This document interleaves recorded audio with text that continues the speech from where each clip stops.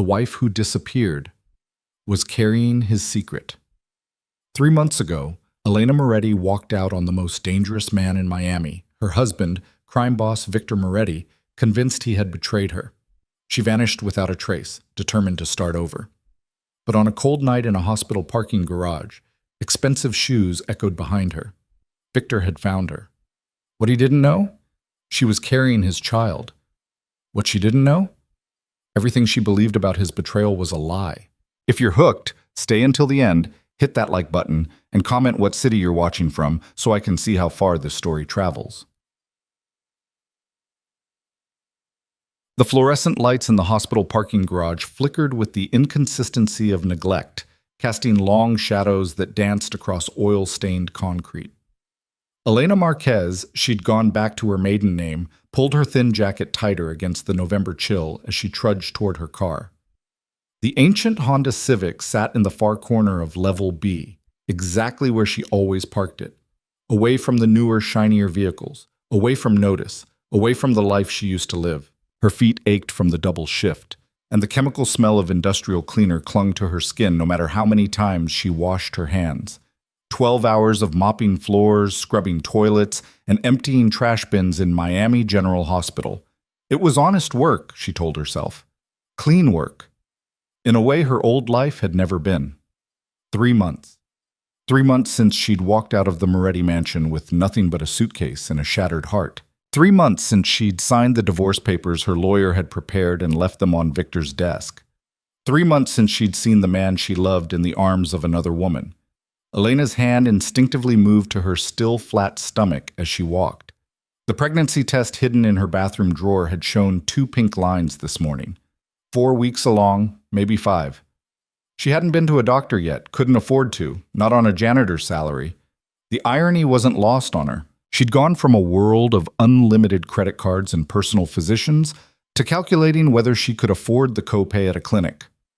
The click of expensive shoes on concrete froze her mid-step, not the soft squeak of sneakers or the practical tap of working-class footwear. These were Italian leather, the kind that cost more than she made in a month now. The kind only one type of person wore in a hospital parking garage at 11 p.m. Elena's breath caught in her throat. Her keys bit into her palm as her hand clenched around them. She didn't turn around, didn't need to. She knew that walk. Had listened to it pace their bedroom floor on countless sleepless nights when Victor's business kept him up. Had heard it approach her from behind in their kitchen, just before his arms would wrap around her waist. Elena. The voice was exactly as she remembered, deep, controlled, with that slight rasp that had once made her shiver. Now it just made her freeze. Don't. The word came out smaller than she intended. She forced steel into her voice. Don't say my name like that. Like what? Victor Moretti stepped into her peripheral vision, and Elena's traitorous heart lurched. He looked exactly the same. Tall, broad-shouldered, with that presence that made people move out of his way without him saying a word. His dark hair was perhaps slightly longer than she remembered, touching his collar. The charcoal suit was immaculate despite the late hour. But his eyes, those dark eyes that had once looked at her like she was his entire world, held something she'd never seen before. Exhaustion. Bone-deep weariness that no amount of expensive clothing could hide. Like you have the right, Elena said, finally turning to face him fully. Bad idea. Even now, even after everything, he was devastating. Like we're still... She cut herself off. Still married? Victor's jaw tightened. We are still married, Elena. You can't divorce someone without their signature. I never signed the papers. The parking garage suddenly felt too small, too airless. Why not? Why did you leave without asking me a single goddamn question? He took a step closer, and Elena backed against her car. 3 months, Elena. 3 months of silence. You changed your number, closed your bank accounts, disappeared like you never existed. I saw you! The words exploded out of her. I saw you with her Victor, with Lily. In your office, with her crying in your arms, you holding her like what? His voice was dangerously quiet now. Like I hold you? Is that what you thought?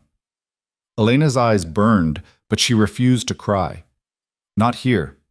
Not in front of him. What else was I supposed to think?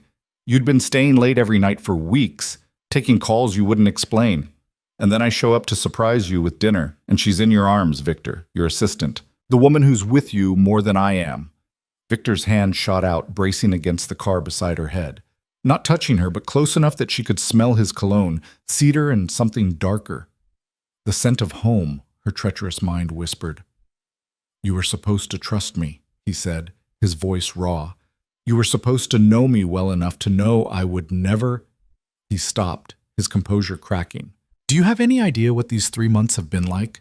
Thinking you hated me? Thinking I'd lost you forever? You should have explained, Elena said, but her voice wavered. You should have come after me that night. I tried. Victor's laugh was bitter. I tried, Elena, but you were already gone.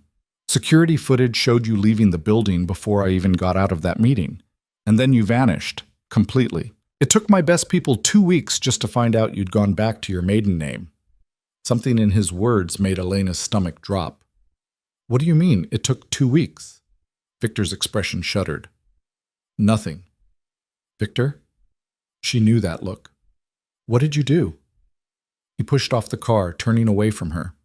For a long moment, he said nothing, his shoulders rigid with tension. When he finally spoke, his voice was barely above a whisper. I've been following you, making sure you're safe. The world tilted. You've been... what? Not directly. He still wouldn't look at her. I hired people. Discreet people. To watch over you. To make sure... His hands clenched into fists. You took a job as a janitor, Elena.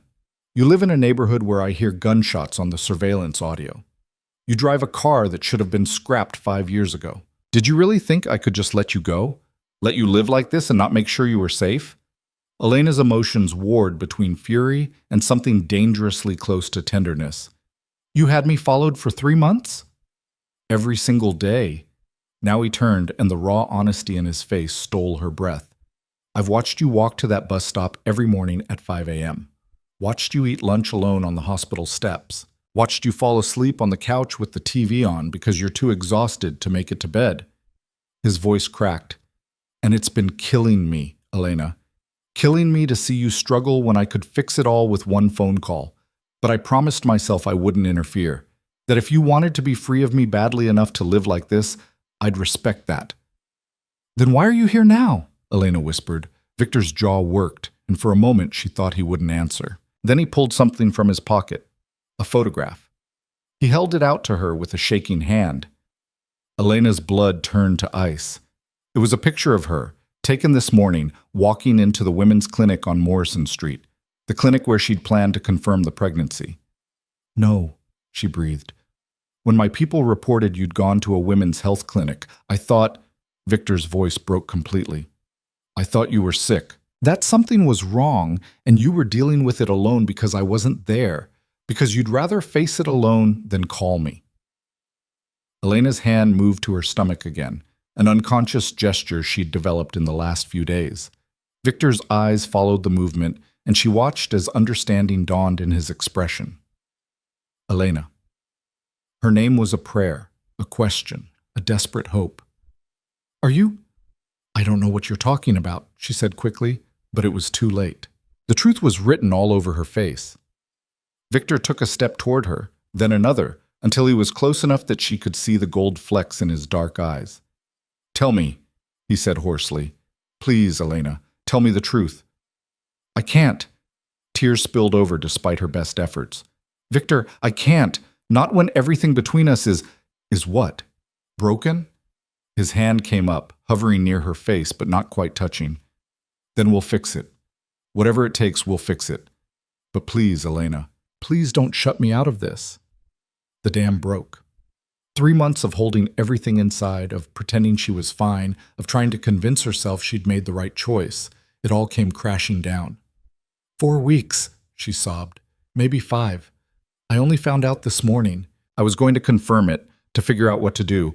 But I can't afford... I don't have insurance anymore, and the clinic costs...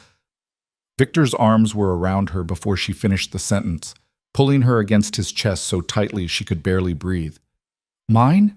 He asked against her hair, and she could hear his heart pounding like a drum. Of course yours, Elena said into his shirt, her tears soaking the expensive fabric. There's never been anyone else. There could never be anyone else. Victor's whole body shuddered. She felt him press his face into her hair, felt his own tears dampening her scalp. For a long moment they just stood there in the flickering garage lights, holding each other like they were the only solid things in a tilting world. Come home, Victor finally said, his voice rough with emotion. Please, Elena, come home.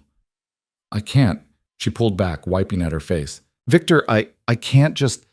Everything I thought about that night, about you and Lily, was a lie. He cupped her face in his hands, forcing her to look at him. Elena, look at me. Really look at me. Do you honestly believe I could ever want anyone but you? You saw me comforting my assistant because her mother was dying. The words came out flat, factual. Lily's mother had stage 4 cancer. She'd been given weeks to live, but she didn't have insurance, couldn't afford treatment. Lily came to my office that night because the hospital had just called to say her mother had hours left, and she didn't have money for a cab to get there. Elena's knees nearly buckled. What? I drove her to the hospital myself, Victor continued, his thumbs wiping away her tears. Sat with her in the waiting room until her mother passed.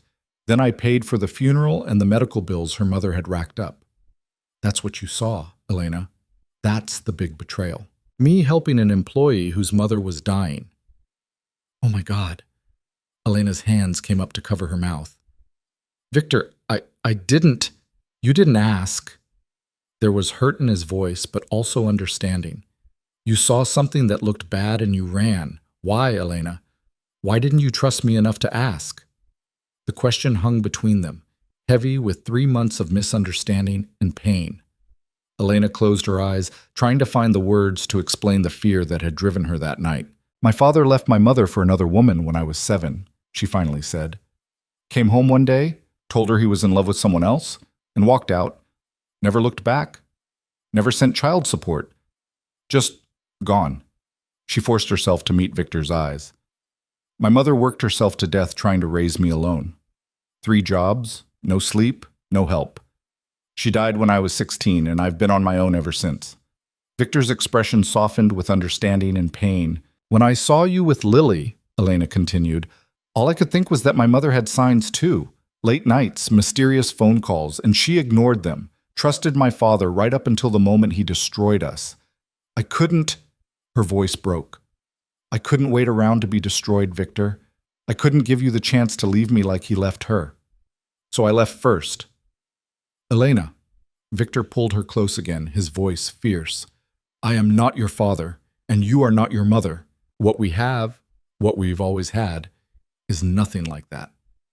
I know. She did know, had known even as she was packing her bags.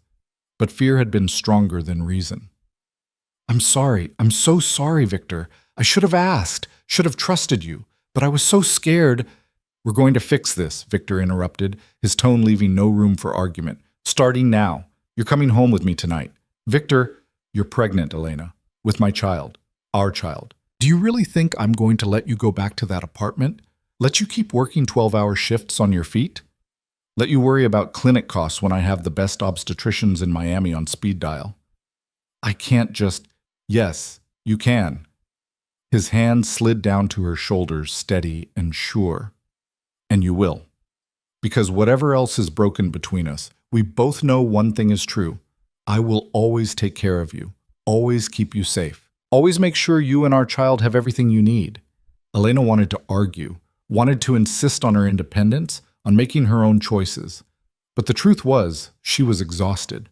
Exhausted from working 2 jobs, from lying awake at night worrying about bills, from pretending she didn't miss him every single second of every single day. The divorce papers, I burned them. Victor's slight smile was the first she'd seen since he'd appeared. The day after you left them, threw them in the fireplace and watched them turn to ash. There will be no divorce, Elena. Not now, not ever. You can't just decide that unilaterally. Watch me. The smile faded, replaced by the implacable determination she recognized from his business dealings. I will fight you on this, Elena. I will fight every lawyer you hire, contest every filing, make it so expensive and complicated that you'll be 100 years old before it's finalized. Or, his voice softened, you could save us both the trouble and come home. This is crazy. But even as she said it, Elena felt the resistance crumbling. We can't just pretend the last 3 months didn't happen. I'm not asking us to pretend anything. Victor's hand moved to her stomach, splaying across it with reverent care. I'm asking for a chance to fix what's broken. To prove to you that I am nothing like the man who hurt your mother. To be the partner you deserve and the father our child needs. Elena's hand covered his, and for a moment they stood like that, connected by touch, by the life growing between them, by the love that had never really died despite everything that had tried to kill it. I'm scared, she whispered. So am I. Victor's honesty surprised her. I'm terrified, Elena. Terrified that I'll mess this up again somehow, that I won't be enough, that you'll leave again and this time I really will lose you. But I'm more scared of not trying, of letting you walk away tonight and spending the rest of my life wondering what could have been. A car engine started somewhere in the garage, the sound echoing off concrete walls. The moment felt suspended, fragile as glass. 1 month, Elena heard herself say. Give me 1 month to see if we can fix this. If at the end of that month I still think this is a mistake, it won't be. Victor's certainty was absolute. But fine, 1 month, starting tonight. Get in the car. My car. I'll have someone pick it up tomorrow. Get in the car, Elena. His car was exactly what she expected. A sleek black Mercedes with leather seats and a price tag that could have covered her rent for a year. Victor opened the passenger door for her, the gesture so familiar it made her heart ache. How many times had he done this? Hundreds? Thousands? The drive to the Moretti mansion was quiet, the silence heavy with unspoken words. Elena watched the city pass by through the window, watched the neighborhoods gradually improve as they left her part of town behind.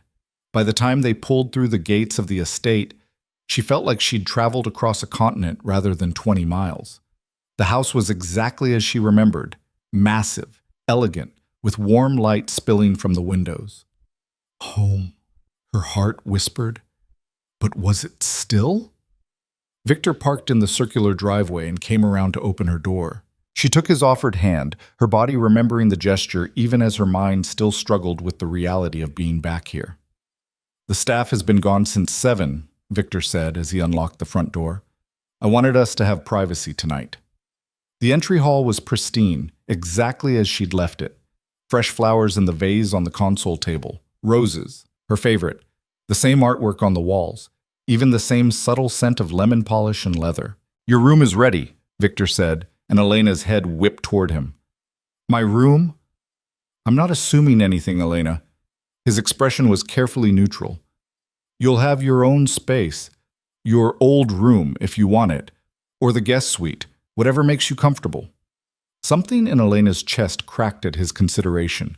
The Victor she'd feared he was becoming, the controlling, possessive man she'd imagined, would have demanded she share his bed, would have used the pregnancy as leverage. This Victor was offering her space, autonomy, choice. I don't know what I want, she admitted. That's okay. Victor moved toward the kitchen. Are you hungry? You worked a double shift. You need to eat. As if on cue, Elena's stomach growled. She couldn't remember the last time she'd had a real meal, something beyond ramen noodles or gas station sandwiches. The kitchen was warm and bright, and Victor moved through it with surprising ease. He'd never been much of a cook during their marriage, usually leaving that to the chef, but he put together a plate of cheese, fruit, and bread with practiced efficiency. Eat, he commanded, sliding the plate toward her. For the baby, if not for yourself. Elena sat at the island and picked at a piece of cheese, watching Victor move around the space. He'd taken off his jacket and rolled up his sleeves, and the domestic normalcy of it was almost painful. Lily knows you found me, doesn't she? Elena asked suddenly. Victor paused in the act of pouring water. She does. What did she say? She said it was about damn time. He set the glass in front of Elena. She's been furious with me for months, said I should have tracked you down the first week and made you listen, that I was being an idiot by giving you space. Despite everything, Elena smiled slightly. She was always smarter than both of us. She was. Victor leaned against the counter, arms crossed. She also wanted me to tell you that she's sorry, that she should have explained about her mother before it became an issue. She assumed I'd told you, and I assumed she had. We all assumed a lot of things, Elena said quietly. She ate a strawberry, the sweetness exploding on her tongue. When had she last eaten fresh fruit? Victor, about the baby, we'll see a doctor tomorrow. His tone left no room for negotiation. The best in Miami. We'll make sure everything is okay. Start prenatal care, whatever you need. I can't afford. You don't need to afford anything. Victor's voice was gentle but firm. Elena, you're carrying my child, our child. Money is not, will never be, a concern. Not for medical care, not for anything. Pride warred with practicality in Elena's chest. She'd been so determined to make it on her own, to prove she didn't need Victor's money or his protection. But the truth was, she'd been struggling, badly, and now there was a baby to think about. This doesn't fix everything, she said finally. I know. We still have things to work through, trust to rebuild. I know that too. And I'm not just going to fall back into being the perfect Moretti wife, attending charity galas and pretending I don't know what you do for a living. Victor's expression grew serious. About that, I don't want to know the details, Elena interrupted. I never did. That was our arrangement. Things have changed. Victor moved closer, his gaze intense. I've changed. Or I'm trying to. Elena, these last 3 months without you have made me reevaluate a lot of things. The business I'm in, the risks I take, the life I lead. It's not sustainable. Not if I want to be a father. Not if I want to deserve you. Elena's heart stuttered. What are you saying? I'm saying I want out. The words seemed to cost him. Not immediately. It's not that simple, but I'm working on it. Legitimate businesses to transition to. Connections to sever. It's going to take time, but I'm committed to it. Because of me? Because of us. Victor's hand found hers across the island. Because of the family we're going to build. Because I'm tired of living a life where I have to watch the people I love suffer because of the choices I've made. Elena stared at him, searching for the lie, the manipulation, the angle. But all she saw was sincerity, raw, honest sincerity. I don't know what to say, she whispered. Say you'll give me the month you promised. Victor's thumb traced circles on the back of her hand. Say you'll let me prove to you that I can be better. That we can be better. Elena looked down at their joined hands, at the wedding ring she'd stopped wearing but had never been able to throw away. It sat in a box in her apartment, a reminder of everything she'd lost, everything she might still have a chance to reclaim. 1 month, she agreed.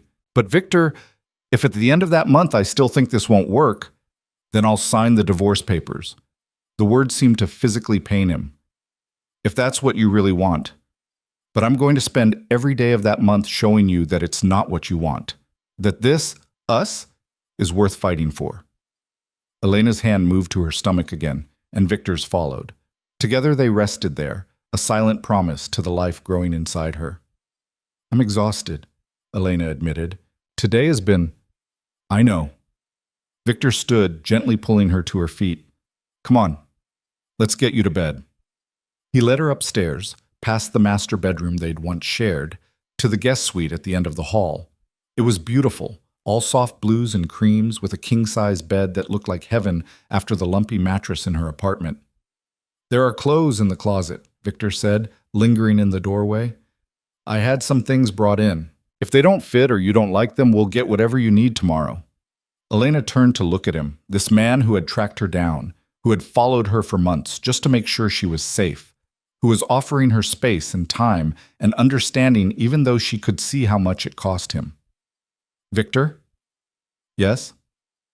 I'm glad you found me tonight. His smile was sad but genuine. So am I. Get some rest, Elena.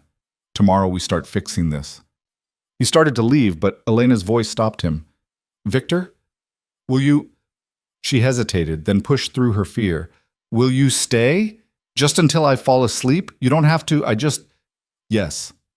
He was across the room in 3 strides, settling into the chair beside the bed. I'll stay as long as you need me to. Elena climbed into bed, fully clothed, and pulled the soft comforter up to her chin. The mattress was comfortable. The sheets were clean, and for the first time in 3 months, she felt safe. Victor's presence was a steady warmth in the darkness. She could hear him breathing, could feel him watching over her like he'd been doing from a distance for months. "Victor," she murmured, already half asleep. "I'm here. I never stopped loving you."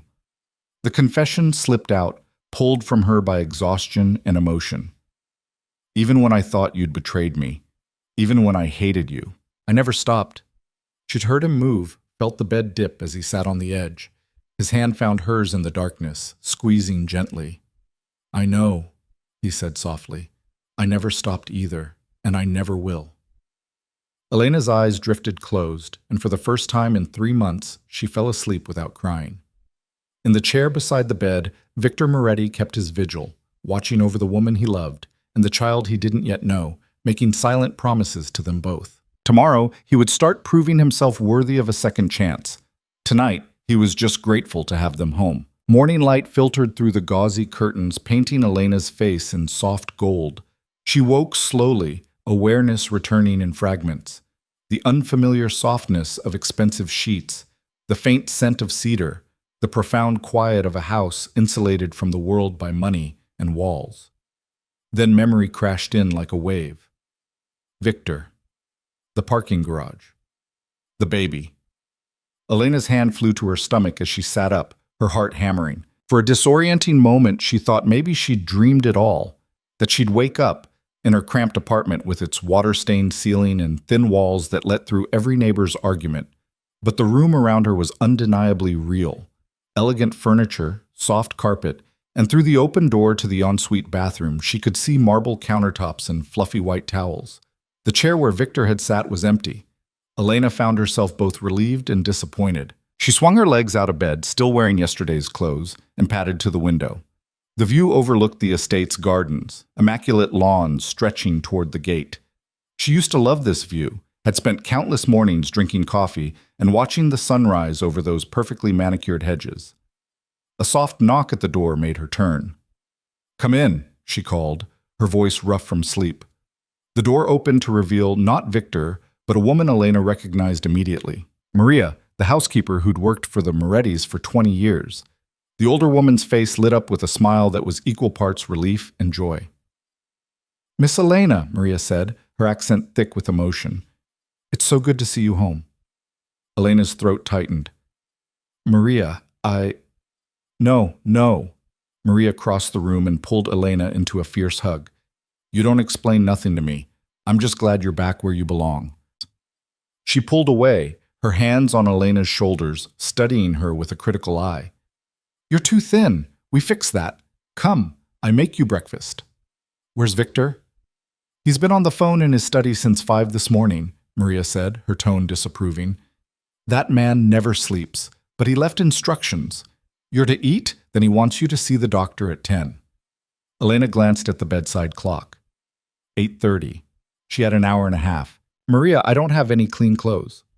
"In the closet." Maria gestured toward the walk-in. "Mr. Victor, he had things brought in last night. If they don't fit, you tell me and we get more." The closet was full of clothes, all in her size, all in styles she would have chosen for herself.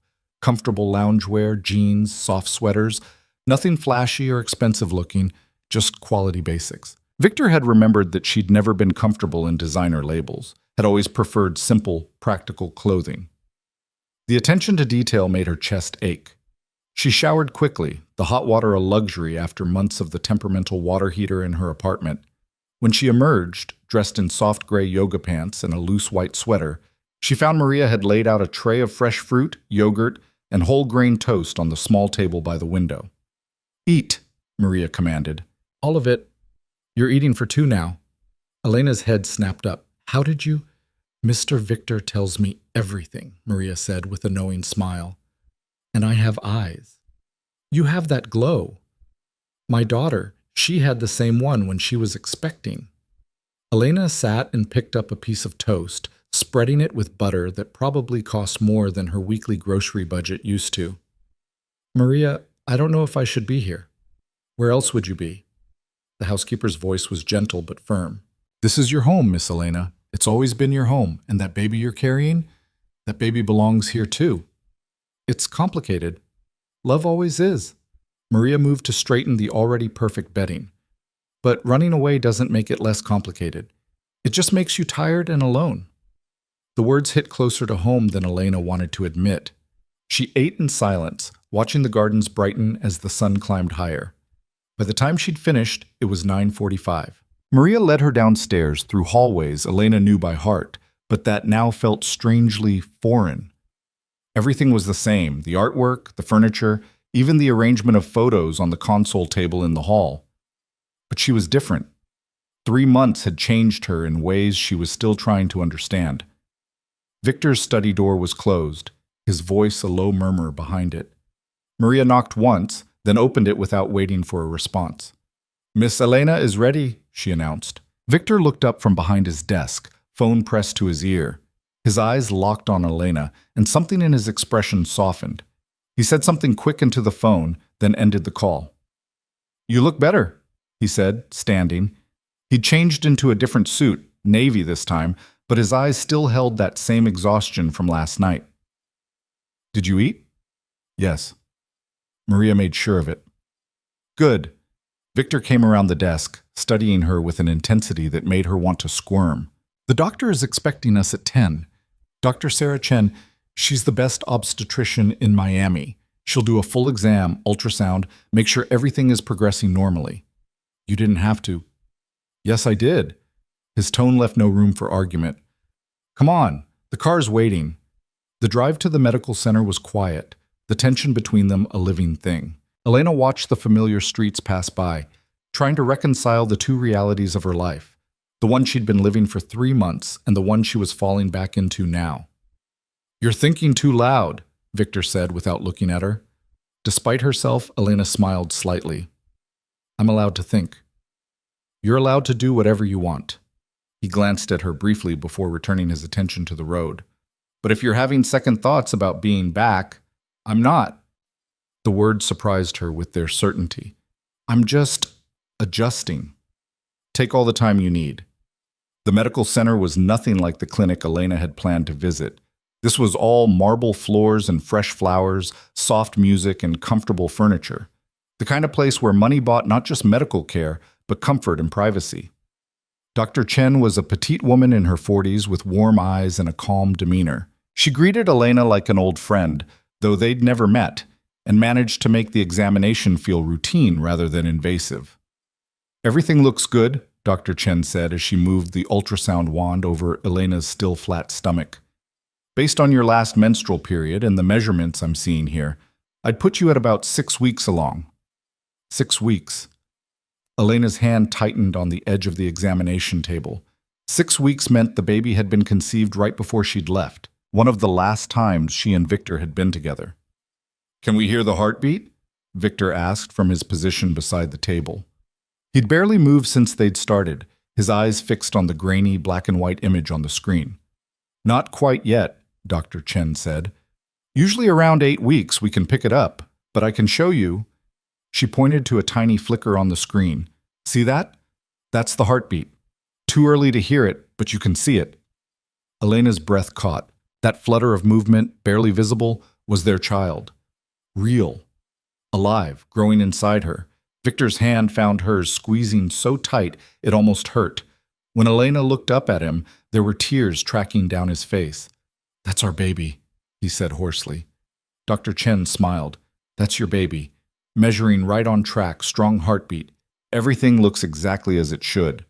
She handed Elena some tissues to wipe off the gel. "I want to see you back in 2 weeks for a follow-up. We'll do another ultrasound, check your blood work. Start you on prenatal vitamins." "Thank you," Elena managed, her own voice thick with emotion. "My pleasure." Dr. Chen stood, giving them both a knowing look. "Congratulations, both of you. This is a good thing." After she left, Elena and Victor sat in silence for a long moment. The ultrasound photo lay on the table between them, that tiny flicker captured in grayscale. "I can't believe it's real," Elena whispered. "It's real." Victor picked up the photo with reverent care. "We're having a baby, Elena. In 7.5 months, we're going to be parents." The weight of it settled over them both. Elena tried to imagine Victor as a father, Tried to picture him changing diapers, pacing the floor at 3 a.m., reading bedtime stories. The image didn't quite fit with the man she knew, the crime boss who commanded respect through fear and power. But maybe that was the point. Maybe neither of them would be the same people they'd been before. "We should go," Elena said, climbing down from the examination table. I have things at my apartment that I should get." Victor's expression shuddered. "I'll send someone to pack everything up." "No." Elena shook her head. "I want to do it myself. There are things I need to sort through, decide what to keep. Then I'm coming with you." "Victor, non-negotiable." His voice was firm. "You're not going back to that neighborhood alone."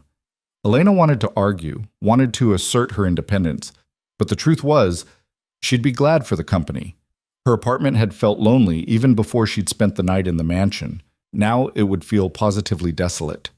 The drive across town was a study in contrasts. They left the clean, wealthy streets of Coral Gables and traveled into neighborhoods where chain-link fences replaced decorative hedges and bars covered windows. Elena watched Victor's jaw tighten with each passing block, saw his hands flex on the steering wheel. "Don't say it," she warned. "Say what?" "Whatever you're thinking about how dangerous this neighborhood is." "I don't need to say it."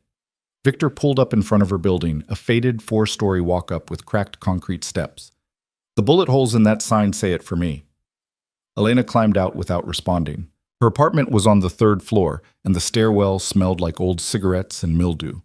She was acutely aware of Victor behind her, of how out of place he looked in his expensive suit navigating these worn stairs. Her apartment was exactly as she'd left it, small, sparse, depressing. The furniture was secondhand, the paint was peeling, and the single window overlooked a brick wall. It had been her sanctuary for 3 months, her proof that she could survive on her own. Now it just looked sad. "You lived here," Victor said quietly, and it wasn't a question.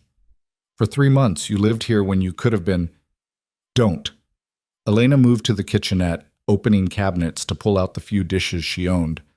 "I made my choice. I have to live with it." "We both do." Victor stood in the center of the small living area, looking lost. "What do you want me to do?" "There are boxes under the bed. Start packing books, I guess." They worked in tense silence, filling boxes with the meager possessions Elena had accumulated. Clothes that had seen better days, chipped mugs, a few books from the thrift store. It all fit into 6 boxes, her entire life for the past 3 months reduced to containers that would fit in Victor's trunk. Elena was in the bathroom, packing her toiletries, when she heard Victor's sharp intake of breath from the bedroom. She stepped out to find him standing by the dresser, holding a small velvet box. Her wedding ring. "You kept it," he said, staring at the simple platinum band like it was a miracle. "I couldn't throw it away." Elena crossed her arms, defensive. "I tried. I went to the pawn shop 3 times, but I could never actually do it." Victor opened the box, and Elena watched his throat work as he swallowed hard. The ring caught the weak sunlight from the window, gleaming with promise and heartbreak in equal measure. "May I?" he asked, holding it up. Elena's instinct was to refuse, to say it was too soon. They had too much to work through. But when she looked at Victor's face, at the hope and vulnerability there, the words died in her throat. She held out her left hand. Victor slid the ring back onto her finger with shaking hands, and it settled into place like it had never left. Then he lifted her hand to his lips, pressing a kiss to her knuckles just above the band. "I'm going to earn this," he said quietly. "Earn the right to see you wear it. I promise you, Elena." Before she could respond, a knock at the door made them both freeze. Elena wasn't expecting anyone. She'd made no friends in this building, had kept to herself deliberately. "I'll get it," Victor said, his whole demeanor shifting. The vulnerable man disappeared, replaced by someone harder, more alert. He moved to the door with predatory grace, checking the peephole before opening it just a crack. "Yes?" "Is Elena Marquez here?" A woman's voice, familiar. "I need to speak with her." Victor looked back at Elena, questioning. She moved closer, recognition dawning. "Lily?" Victor opened the door wider, and Lily Chen stepped into the apartment. She looked exactly as Elena remembered. Petite, professional, with intelligent eyes behind stylish glasses. But there was something different in her expression now, determination mixed with regret. "Elena, Lily's voice was thick with emotion. I'm so sorry. I should have come sooner, but I didn't know where to find you, and Victor wouldn't tell me. She shot Victor a reproachful look. We need to talk. About that night. About everything. Victor stepped back. I'll be in the car. No. Lily's voice was firm. You should hear this too. Both of you need to hear it. Elena gestured to the worn couch. Sit, please. Lily perched on the edge of the cushion, her hands twisting together nervously. I've been carrying this guilt for 3 months. Victor told me what happened, that you saw us that night and thought. She broke off, shaking her head. I should have explained. Should have told you about my mother, about what Victor was doing for us. But I assumed you knew. Victor always tells you everything, so I thought. He didn't tell me because it wasn't his story to tell, Elena said gently. It was yours, and I should have asked before I ran. My mother died that night, Lily continued, tears spilling over, in my arms, in a hospital bed that Victor paid for.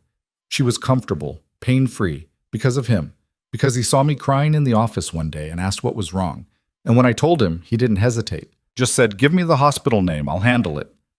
Elena's chest tightened. That was so perfectly Victor, decisive, generous to those under his protection, asking for nothing in return. The medical bills were over $300,000, Lily said. Experimental treatments, private rooms, the best hospice care available. Victor paid all of it. And when she passed, he paid for the funeral too. Catholic service, burial plot, everything my family couldn't afford. She looked at Victor with something like reverence. He saved my mother's last months from being a nightmare of debt and desperation. I'm sorry, Elena whispered. Lily, I'm so sorry about your mother and about the assumptions I made. You had reasons for those assumptions. Lily's voice was gentle but firm. I did some research after Victor told me you'd left. Found the records of your father abandoning your family. I understand why seeing us together would trigger that fear. Elena shot a look at Victor. You told her about my father? I tell Lily everything, Victor said simply. She's my executive assistant and my friend. When you left, I needed someone to talk to or I would have gone insane. She's the one who convinced me not to drag you back here by force. Despite the gravity of the situation, Lily smiled slightly. It took considerable convincing. He had your location within 48 hours and wanted to storm whatever address you were at. Why didn't you? Elena asked Victor. Because Lily pointed out that dragging you back against your will wouldn't solve anything. Victor's expression was rueful. That I needed to let you come to your own conclusions, in your own time. That if I forced the issue, I'd only confirm whatever fears had driven you away. Though I didn't expect it to take 3 months, Lily added. I thought after a few weeks you'd calm down and reach out. I was too stubborn, Elena admitted, and too scared. The longer I stayed away, the harder it became to imagine coming back. Lily stood, moving to sit beside Elena on the couch. She took Elena's hands in hers. I need you to understand something. Your husband is many things, some of them frightening, some of them ruthless. But he is not a cheater. He doesn't even see other women. I've worked for him for 5 years, and in that time, he's never so much as flirted with anyone. You're it for him, Elena. You always have been. I know that now, Elena said quietly. Or I'm starting to. It's just hard to undo a lifetime of fear in one night. Then take more than one night. Lily squeezed her hands. Take whatever time you need, but do it while you're with him, not while you're hiding in a place like this. She gestured around the shabby apartment. You deserve better than this. Your baby deserves better than this.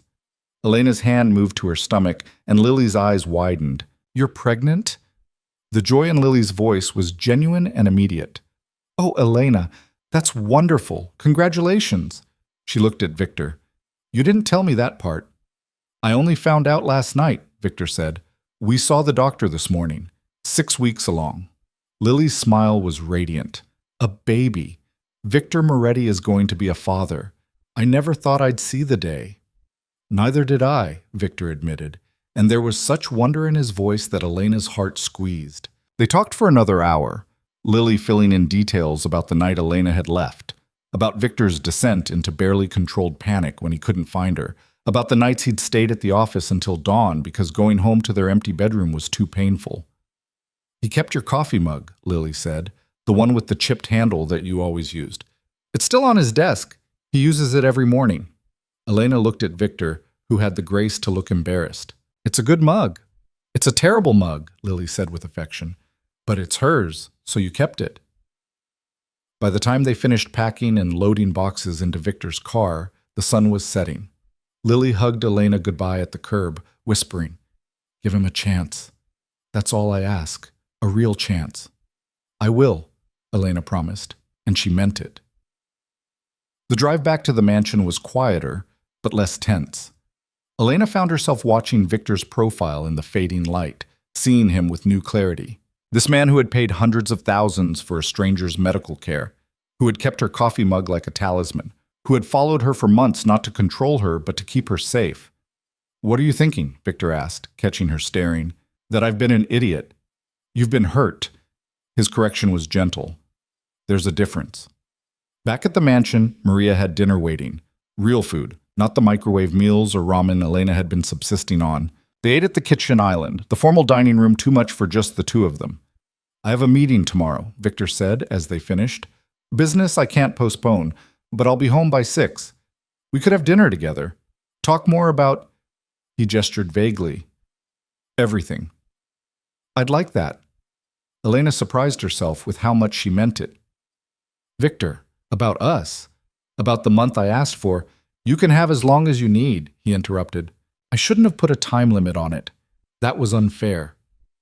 "No." Elena shook her head. "A month is reasonable. By then, I'll know if this can work.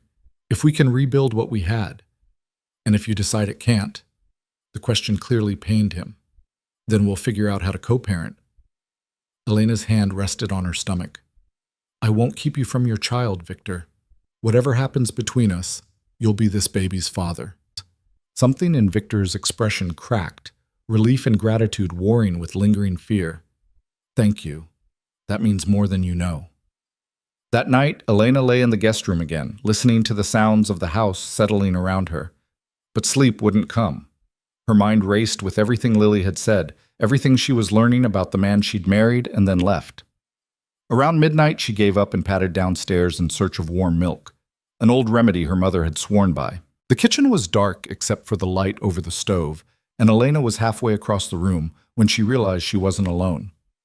Victor sat at the island in the darkness, a glass of whiskey untouched in front of him. "Can't sleep?" Elena asked softly. He looked up, and even in the dim light, she could see the exhaustion etched into his features. "Too much on my mind." "Me too." Elena moved to the refrigerator, pulling out milk. "Want some?" "I'm good." He watched her heat the milk on the stove, a small smile playing at his lips. "Your mother's remedy. You remember." "I remember everything about you, Elena." His voice was quiet but intense. "Every habit, every preference, every small detail. I've spent 3 months trying to forget and failing completely." Elena poured the warm milk into a mug. Her old mug, she realized with a start, the one Lily said he'd kept, and leaned against the counter across from him. "Why didn't you move on? You could have. 3 months is long enough to start over." "With who?" Victor's laugh was bitter. "Elena, I've loved you since the moment I met you at that charity gala 4 years ago. You were wearing that green dress and arguing with the catering manager about sustainable food sourcing. You didn't know who I was, didn't care about my reputation. You just cared about doing the right thing." Elena remembered that night. She'd been working for the nonprofit hosting the gala, and the caterer had been using suppliers known for worker exploitation. She'd been making a scene when Victor had appeared at her elbow. "You offered to pay the difference," she said, "to switch to ethical suppliers on the spot. Because watching you fight for people who couldn't fight for themselves was the most beautiful thing I'd ever seen." Victor's eyes held hers. "I fell in love with you that night, Elena, and I've never fallen out of it. Not when you left. Not during these 3 months of hell. Not ever." "Victor, I'm not trying to pressure you," he said quickly. "I'm just answering your question. Why didn't I move on? Because there's no moving on from you. You're not something I can get over or forget. You're the only woman I've ever truly loved, and you're the only one I ever will. Elena's hands trembled around the mug. I don't know what to say to that. You don't have to say anything. Victor stood, leaving the untouched whiskey behind. But I wanted you to know. Whatever you decide at the end of this month, wherever we end up, you need to know that for me, you're it. You're everything. He started to leave, and Elena heard herself say, "Stay." Victor froze. What? Stay here. Talk to me. Help me understand. She struggled for the right words. Help me understand how we got here.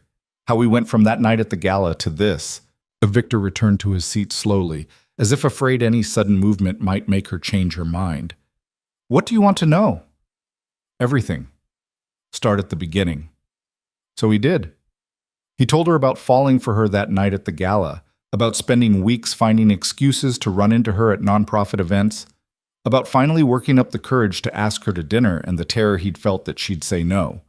Elena listened, remembering her own version of those early days. How charming Victor had been. How different from the criminals she'd imagined populated his world. How he'd wooed her with thoughtfulness rather than extravagance, with attention rather than gifts. I knew what you were, Elena said quietly. Even then, everyone knew Victor Moretti wasn't exactly legitimate. And yet you said yes when I asked you to marry me. Because I loved you. The admission came easier now. Because when I was with you, I felt safe for the first time since my mother died. Protected. Cherished. What changed? Victor asked. When did that feeling stop? Elena thought about it, tracing the erosion of her security back to its source. When you started keeping secrets. The late nights, the phone calls you wouldn't explain. I told myself it was just business, that I didn't need to know the details. But it felt like walls going up between us. I was trying to protect you, Victor said. The less you knew about certain aspects of my business, the safer you'd be. If anyone ever came after you, tried to use you against me, I wanted you to genuinely have no information. I understand that now, but at the time it felt like you were shutting me out. They talked until the early hours of the morning, working through 3 months of misunderstanding and pain. Victor explained his business, not the details, but the broad strokes. The empire he'd inherited from his father, the obligations that came with it, the carefully maintained balance of power that kept Miami's underworld from descending into chaos. I never wanted this life, he admitted. When my father died and left it all to me, I considered walking away, letting someone else take over. Why didn't you? Because walking away would have meant war, blood in the streets, innocent people caught in the crossfire. So I took control and kept the peace. He met her eyes. But I've never been comfortable with it, never been proud of it. Is that why you want to go legitimate? Partly. But mostly it's because of you. Victor's hand reached across the counter, and Elena let him take hers. You make me want to be better than I am. And now with the baby, I can't raise a child in this world, Elena. I won't. It's dangerous, though, leaving. Won't there be people who try to stop you? Probably. Victor's thumb traced circles on the back of her hand. But I've been planning it carefully. Transitioning assets, building legitimate businesses to replace the illegal ones. It'll take time, maybe another year, but it's happening. Elena looked down at their joined hands, at the wedding ring back on her finger. I want to believe you. Then believe me. Victor's voice was fierce. I've never lied to you, Elena. Not once. Everything I'm telling you now is the truth. I know. And she did. Whatever else Victor was, whatever crimes he might have committed, whatever moral lines he might have crossed, he'd never lied to her. I'm trying. I really am. That's all I ask. The sky was lightening outside the windows when they finally headed upstairs. At the door to the guest room, Victor hesitated. I don't want to be presumptuous, he said carefully. But if you'd rather not sleep alone, there's plenty of room in the master suite. You could take the bed, I'll take the couch. Elena considered it. The guest room was comfortable but impersonal. The master suite was their room, the bed they'd shared for 2 years of marriage. Going back to it felt like a step she wasn't ready for. But maybe that was the point. Maybe taking steps she wasn't quite ready for was how they'd rebuild this. Okay, she said, but we both take the bed. It's big enough. Victor's expression flickered with hope and caution. Are you sure? No, but I'm doing it anyway. The master suite was exactly as Elena remembered. Victor clearly hadn't changed anything in her absence. Her books were still on the nightstand, her favorite throw blanket still draped over the reading chair in the corner. Even the photo of them on their wedding day still sat on the dresser. Elena changed in the bathroom, emerging in the soft pajamas Maria had left for her. Victor had already claimed his side of the bed, staying carefully on his half of the mattress. "This is weird," Elena said, climbing under the covers. "Extremely weird," Victor agreed, "but also the best night I've had in 3 months." Despite everything, Elena laughed. She reached across the space between them, finding his hand in the darkness. "No pressure, no expectations, we're just sleeping." "Just sleeping," Victor echoed, but the way his hand tightened on hers suggested it meant more than that. Elena closed her eyes, acutely aware of Victor's presence beside her, his warmth, his steady breathing, the familiar comfort of not being alone. For the first time since she'd left, she felt like maybe, just maybe, she was exactly where she belonged. "Victor?" she whispered into the darkness. "Yeah? Thank you for not giving up on me." His thumb brushed across her knuckles. "Never. I'll never give up on you." And wrapped in that promise, Elena finally fell into deep, dreamless sleep. The next 2 weeks passed in a strange rhythm of rediscovery. Elena woke each morning to find Victor already gone, his side of the bed cold but a fresh cup of herbal tea waiting on her nightstand, caffeine-free, because he'd researched what pregnant women should avoid. He returned each evening by 6, sometimes earlier, as if proving his commitment through punctuality alone. They ate dinner together, talked, watched movies curled on opposite ends of the couch, the space between them gradually shrinking. Victor attended every doctor's appointment, his hand finding hers whenever Dr. Chen moved the ultrasound wand across Elena's growing belly. At 8 weeks, they heard the heartbeat for the first time, a rapid whooshing that made Victor's eyes shine with unshed tears. But beneath the domestic normalcy, tension simmered. They were dancing around the elephant in the room, the unspoken question of what would happen when Elena's month was up. And neither of them was brave enough to address it directly. Until the night everything changed. Elena was in the library, curled up with a book she wasn't really reading, when Victor's phone rang. She heard his voice from the study across the hall, sharp and commanding in a way it never was with her. "I don't care what excuse he's giving. Tell Castellano if he doesn't have my money by Friday, he'll have much bigger problems than debt." Elena's stomach clenched. This was the Victor the rest of Miami knew. Cold, ruthless, dangerous. She'd married him knowing what he was, but hearing it so starkly after weeks of gentle domesticity was jarring. The call ended, and Victor appeared in the library doorway moments later. He took one look at Elena's face, and his expression shuddered. "You heard that." "Hard not to." Elena set down her book. "Is Castellano going to end up hurt?" "Probably." Victor's honesty was brutal. He borrowed $500,000 and invested it badly. Now he's trying to run instead of pay up. That doesn't end well in my world. "Your world," Elena repeated the phrase, tasting its implications. "The world you're trying to leave." "Yes." Victor moved into the room, but didn't sit. "Elena, I've been honest with you about what I am. I can't just flip a switch and become someone else overnight." "I know that," and she did. But knowing it intellectually and confronting it emotionally were different things. "It's just hard sometimes, reconciling the man who brings me tea every morning with the man who threatens people on the phone." "They're the same man." Victor's voice was steady.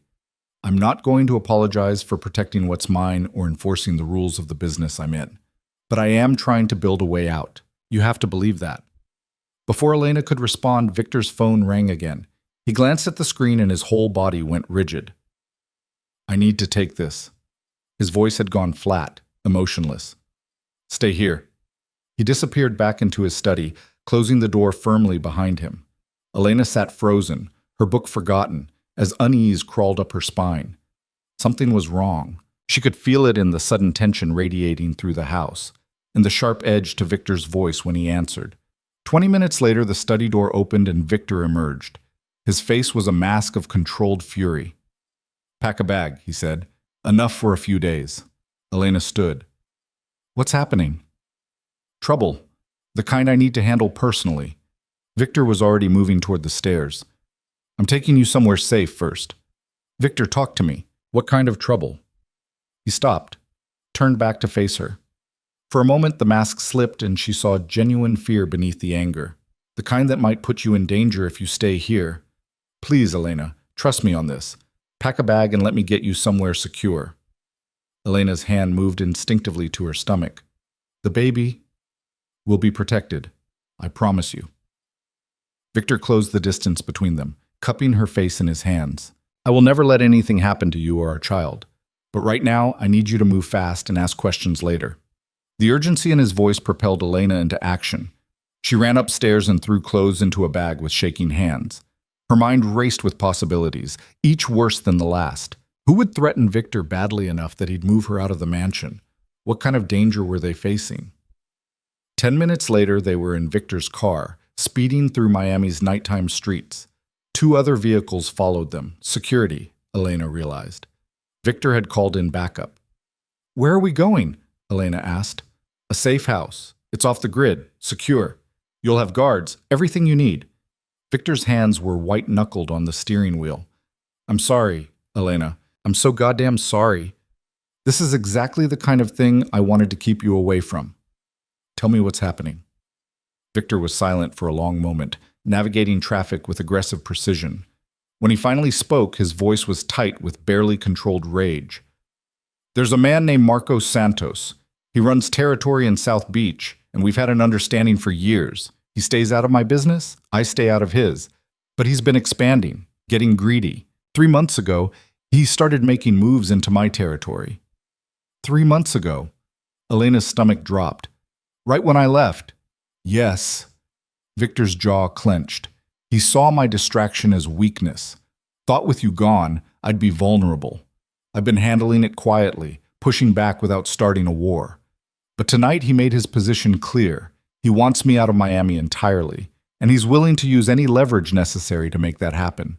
Elena's blood turned to ice. He knows about me. He knows about you. Victor's voice was savage. One of his men must have spotted you at the doctor's office or shopping with Maria. Now Santos is threatening to come after you unless I step aside and let him take over my operations. What are you going to do? Whatever it takes to keep you safe. Victor glanced at her, and the ferocity in his eyes was almost frightening. I don't negotiate with threats, Elena, but I also won't gamble with your life. They pulled up to a nondescript building in a quiet residential area. Victor killed the engine and turned to face her fully. This place is secure. Former military bunker converted to look like a regular apartment building. Guards on every entrance, panic room in the unit. You'll be safe here while I handle Santos. Handle him how? Elena's voice came out smaller than she intended. However I have to. Victor's expression was grim. This ends tonight, one way or another. Terror flooded through Elena. You're going to kill him. If that's what it takes. No hesitation, no remorse. Just cold fact. He threatened you, Elena. Threatened our baby. There are lines you don't cross in my world. And he crossed the biggest one. Elena grabbed his arm. Don't! Victor, please don't do this. There has to be another way. There isn't. Victor covered her hand with his. I know you hate this part of who I am. I know it scares you. But this is how my world works. You show weakness. You invite more attacks. Santos needs to learn that threatening you is a death sentence, or someone else will try the same thing next month. And if you get killed, Elena's voice broke, what happens to me then? To our baby? I won't get killed. Victor's certainty was absolute. I've survived worse than Marco Santos, but I need to know you're protected while I'm handling this. He got out of the car and came around to open her door, ushering her into the building with a hand at the small of her back. The guards nodded at Victor with professional respect as they passed. The apartment he led her to was spacious and comfortable, clearly set up for extended stays. There's food in the kitchen, secure phone line in the bedroom. Maria will come by in the morning with anything else you need. Victor set Elena's bag by the door. Don't leave this building for any reason. Don't answer the door unless it's Maria or someone I send with the proper code word. What's the code word? Primavera. Spring, in Italian. Their wedding had been in spring. Anyone who doesn't say that word, you don't let them in. Understood? Elena nodded, her throat too tight for words. Victor pulled her into his arms, holding her so tightly she could barely breathe. "I love you," he said against her hair. "Whatever happens tonight, you need to know that. I love you more than anything in this world. Then don't go." Elena clung to him. "Stay here with me. Let someone else handle it." "I can't." Victor pulled back enough to look at her face. "This is my responsibility, my world. I have to be the one to set things right." He kissed her then, deep and desperate, pouring 3 months of longing into it. Elena kissed him back with equal desperation, trying to memorize the taste of him, the feel of his hands cradling her face, the solid warmth of his body against hers. When they finally broke apart, both were breathing hard. "Come back to me," Elena whispered. "Promise me you'll come back." "I promise." Victor kissed her forehead, then her stomach where their baby was growing. "I'll always come back to you." Then he was gone, the door closing behind him with terrible finality. Elena stood frozen in the center of the apartment, listening to his footsteps fade down the hallway, the elevator ding, the silence that followed. She sank onto the couch, her hands pressed to her stomach, and waited. The hours crawled by with agonizing slowness. Elena tried to read, to watch TV, to sleep, but her mind kept conjuring horrible scenarios. Victor bleeding out in some alley. Marco Santos standing over his body. Her child growing up without a father because she hadn't been able to convince him there was another way. At 2 in the morning, Elena's phone buzzed with a text from an unknown number. Her hand shook as she opened it. "Your husband is a stubborn man, Mrs. Moretti. Perhaps you can convince him to be reasonable. Come to the old Santos warehouse on the docks, alone, or we'll send him back to you in pieces." Elena's scream caught in her throat. They had Victor. Somehow, Santos had gotten to him. Every instinct screamed at her to call the guards, to get help. But the text was clear: come alone, or Victor died. And she believed the threat. Men like Santos didn't bluff. Elena grabbed her jacket and slipped out the apartment door while the guard stationed in the hallway was doing his rounds. The stairwell was empty, and she took it down to the basement parking garage where Victor had left a spare car with keys in the visor, an emergency measure he'd shown her years ago. The drive to the docks was a blur of fear and adrenaline. Elena's hands gripped the steering wheel so hard they ached. She knew this was stupid, knew she was doing exactly what Santos wanted, but the thought of Victor hurt, of their child losing its father before it was even born, overrode every rational consideration. The Santos warehouse was a hulking shadow against the night sky, surrounded by shipping containers and abandoned equipment. Elena parked 2 blocks away and approached on foot, her heart hammering so hard she felt lightheaded. The main door was unlocked. Inside, the warehouse was cavernous and dark, except for harsh industrial lights focused on the center of the floor. Where Victor knelt, hands bound behind his back, blood streaming from a cut above his eye. "No!" Elena started forward, but 2 men materialized from the shadows, grabbing her arms and hauling her toward the light. "Elena, run!" Victor's voice was raw with fury and fear. "Get out of here now! I'm afraid Mrs. Moretti isn't going anywhere." A man stepped into the light. Mid-40s, expensive suit, cold eyes. Marco Santos. "Not until we've had our little chat." He circled Elena like a predator. "You're even prettier than the photographs. I can see why Moretti is so infatuated. Tell me, Mrs. Moretti, what's it like being married to Miami's most notorious criminal?" "Let him go." Elena's voice shook, but held steady. "Your fight is with him, not me." "Oh, but that's where you're wrong." Santos smiled, and it was the most chilling thing Elena had ever seen. "My fight is very much with you. You see, your husband has something I want. Control of the port operations, the shipping routes, the very lucrative business of moving goods in and out of Miami. But he won't negotiate, won't even consider my very generous offer to split the territory." "So you thought kidnapping his wife would change his mind?" Elena's fear was giving way to anger. "That's the stupidest plan I've ever heard. All you've done is guarantee he'll destroy you." Santos laughed. "Brave words from a woman in your position. But let's test that theory, shall we?" He pulled a gun from his jacket and pressed it to Elena's temple. Victor lunged against his restraints with a roar of pure rage. "I will fucking kill you, Santos. I will hunt down everyone you've ever loved and burn your entire organization to the ground." Temper, temper. Santos's gun hand was steady. Here's what's going to happen, Moretti. You're going to sign over control of the port operations to me, right now, tonight. Or I'm going to put a bullet in your beautiful wife's head and make you watch her die. Don't do it, Victor. Elena's voice was surprisingly calm. Fear had crystallized into clarity. Don't give him anything. He's going to kill us both anyway. Smart girl. Santos's finger moved to the trigger. But wrong. I'm a businessman. I honor my deals. Sign over the ports, Moretti, and I'll let you both walk out of here. He's lying. Elena locked eyes with Victor across the warehouse floor. I know men like him. We're witnesses. He can't let us live. Victor's face was a mask of anguish and calculation. Elena could see him weighing options, running scenarios, looking for any angle that got her out alive. I'll sign. Victor's voice was defeated in a way Elena had never heard. Whatever you want. Just let her go first. Victor. No. Elena, please. The rawness in his voice broke her heart. Please just let me save you. Let me do this one thing right. Santos gestured to one of his men, who produced papers and a pen.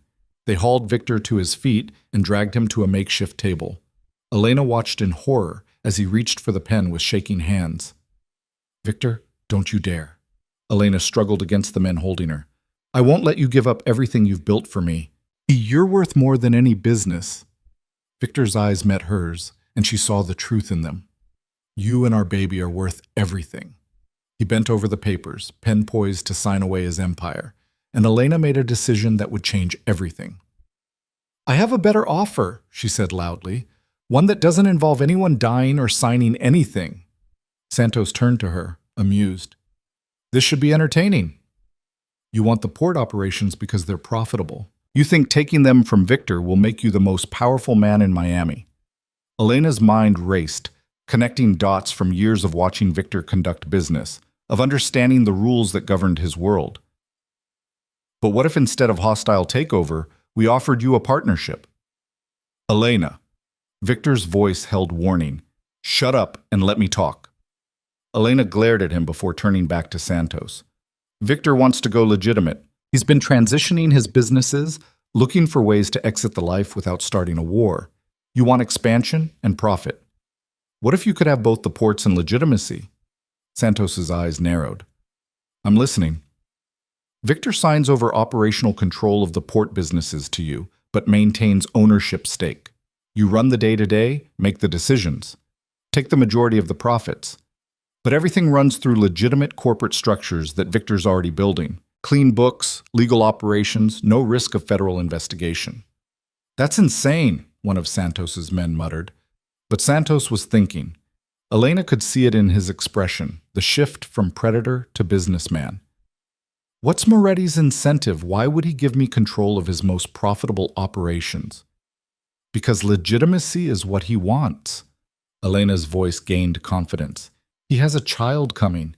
He wants out of this life. You take over the criminal enterprises, transition them to legal ones with his framework, and everyone wins. You get the empire you want. He gets the clean exit he needs, and nobody has to die. The warehouse fell silent, except for the distant sound of water lapping against the docks. Santos studied Elena with new interest. You're smarter than I gave you credit for, Mrs. Moretti.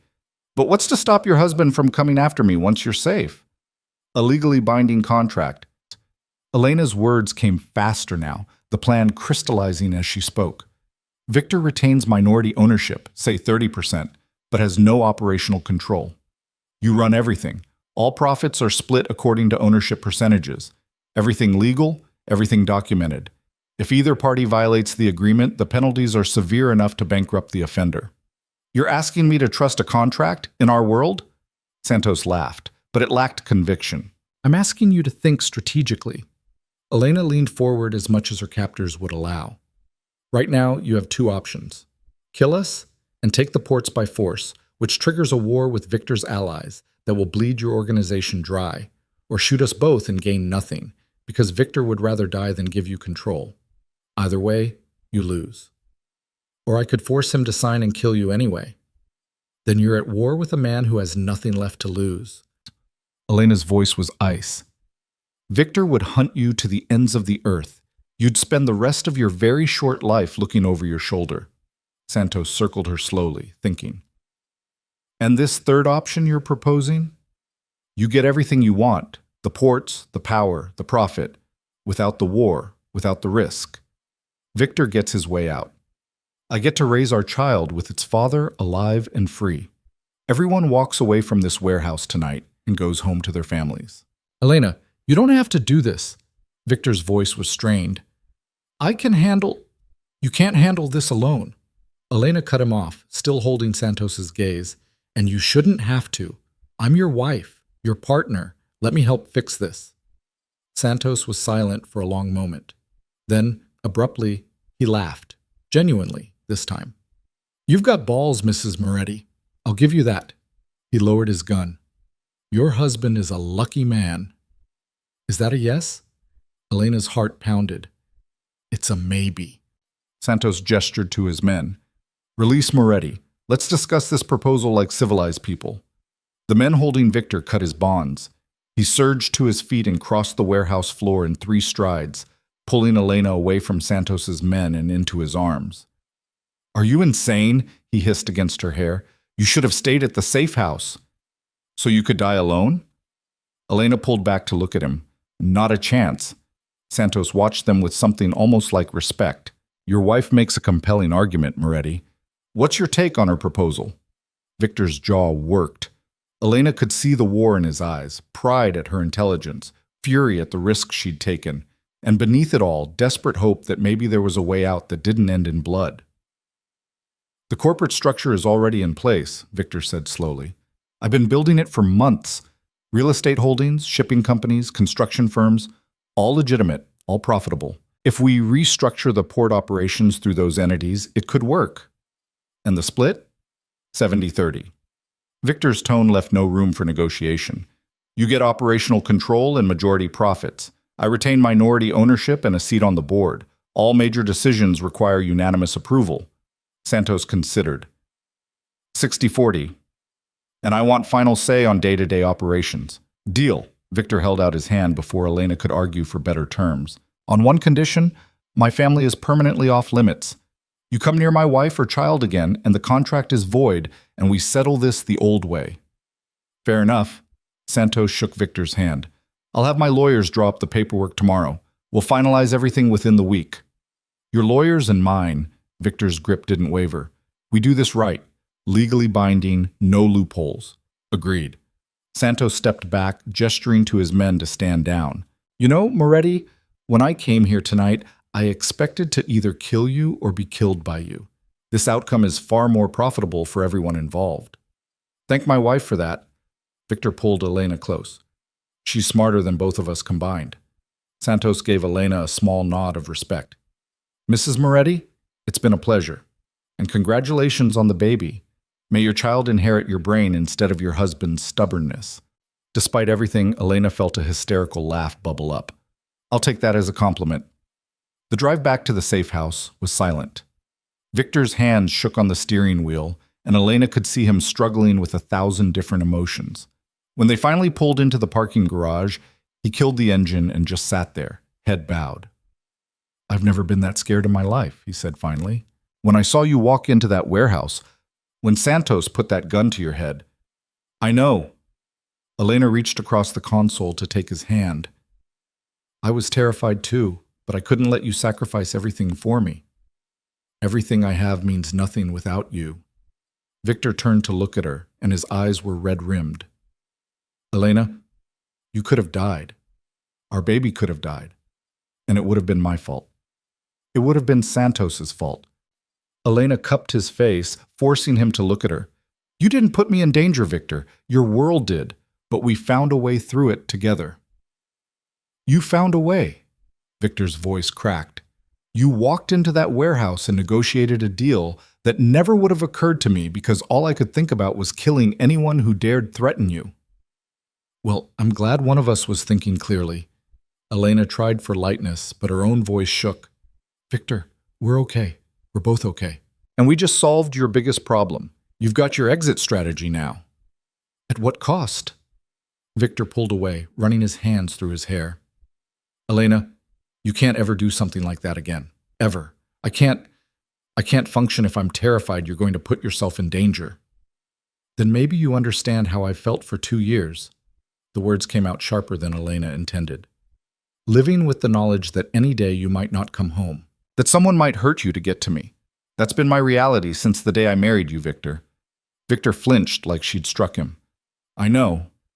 And I'm sorry. I'm so goddamn sorry that loving me means living with that fear. But it's getting better, isn't it? Elena reached for his hand again. Tonight's deal, it's real progress. You'll transition out of the dangerous side of things. Santos takes over the risky operations while you build the legitimate empire. We can actually have a normal life. Is that what you want? Victor's eyes searched hers. A normal life? Because Elena, even going legitimate, I'll never be a completely normal man. There will always be people who know what I was, what I did. Can you live with that? Elena thought about the question seriously. Could she live with being Victor Moretti's wife, knowing his past, knowing the blood he'd spilled to build his empire? Could she raise their child in the shadow of that history? I don't know, she admitted, but I want to try. I want to believe that people can change, that the future doesn't have to look like the past. And watching you tonight, seeing how desperate you were to save me, I realized something. What? That you're already different than you were 3 months ago. The old Victor would have killed Santos without hesitation. But you were willing to give up everything, to sacrifice your entire empire, just to keep me safe. That's not the action of a heartless criminal. That's the action of a good man trying to protect his family. Victor pulled her across the console and into his lap, holding her like she might disappear if he let go. I love you, he said against her neck. I love you so much it terrifies me. And I swear to you, Elena, I'm going to be worthy of that. I'm going to build us a life where you and our baby never have to be scared. I believe you. And she did. For the first time since she'd walked out 3 months ago, Elena truly believed they could make this work. They sat there in the car for a long time, holding each other in the darkness of the parking garage. Two people who'd been to hell and back finally finding their way home. The week that followed the warehouse confrontation passed in a whirlwind of lawyers, contracts, and tense negotiations. Victor's study became command central, filled with men in expensive suits arguing over percentages and liability clauses, while Elena watched from the sidelines, her hand resting protectively on her growing belly. She was 12 weeks now, finally past the first trimester danger zone. Doctor. Chen had pronounced both mother and baby healthy, despite the stress of recent events, though she'd given Victor a stern lecture about keeping his pregnant wife away from armed standoffs. The baby's heartbeat is strong, Dr. Chen had said, moving the ultrasound wand across Elena's stomach. But Mrs. Moretti needs rest, not excitement. Do you understand, Mr. Moretti? Victor had nodded solemnly, but Elena had seen the ghost of a smile at his lips. They both knew rest wasn't really an option until the Santos deal was finalized.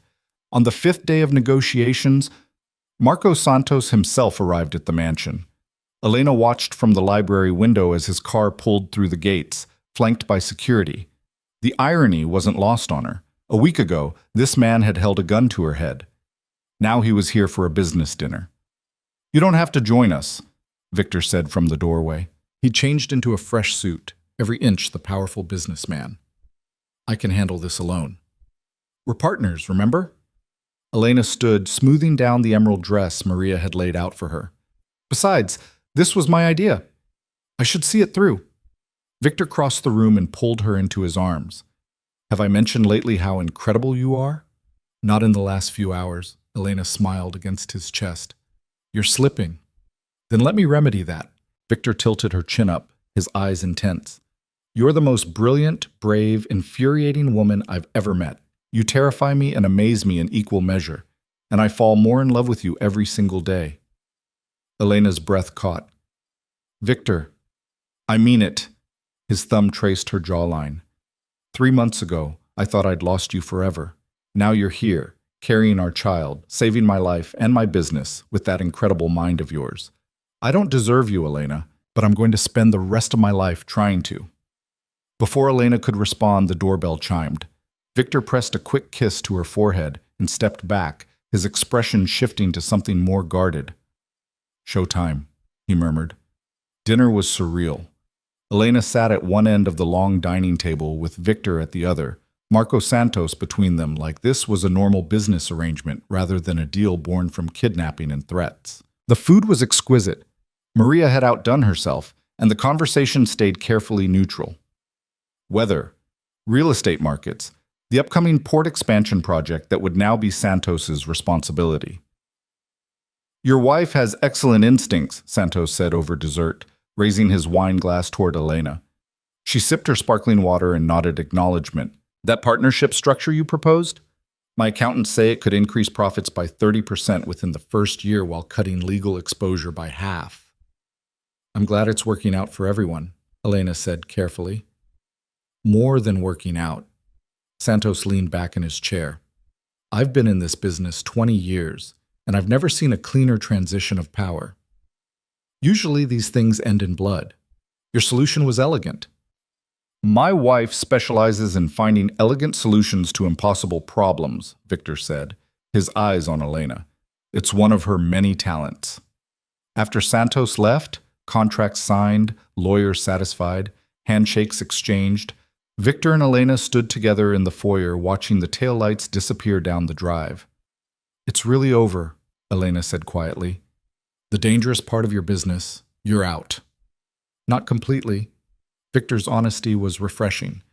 I still have connections, obligations, but the day-to-day operations, the violence, the constant threat, yes, that's Santos's problem now. I'm just a businessman with diverse holdings and a very pregnant wife to take care of.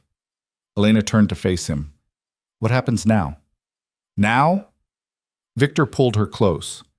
Now we focus on us, on building the life we want, on preparing for this baby. His hand splayed across her stomach, which was just beginning to show a gentle curve. On being a family. I'd like that. Elena rested her head against his chest, listening to the steady beat of his heart. Victor, I've been thinking...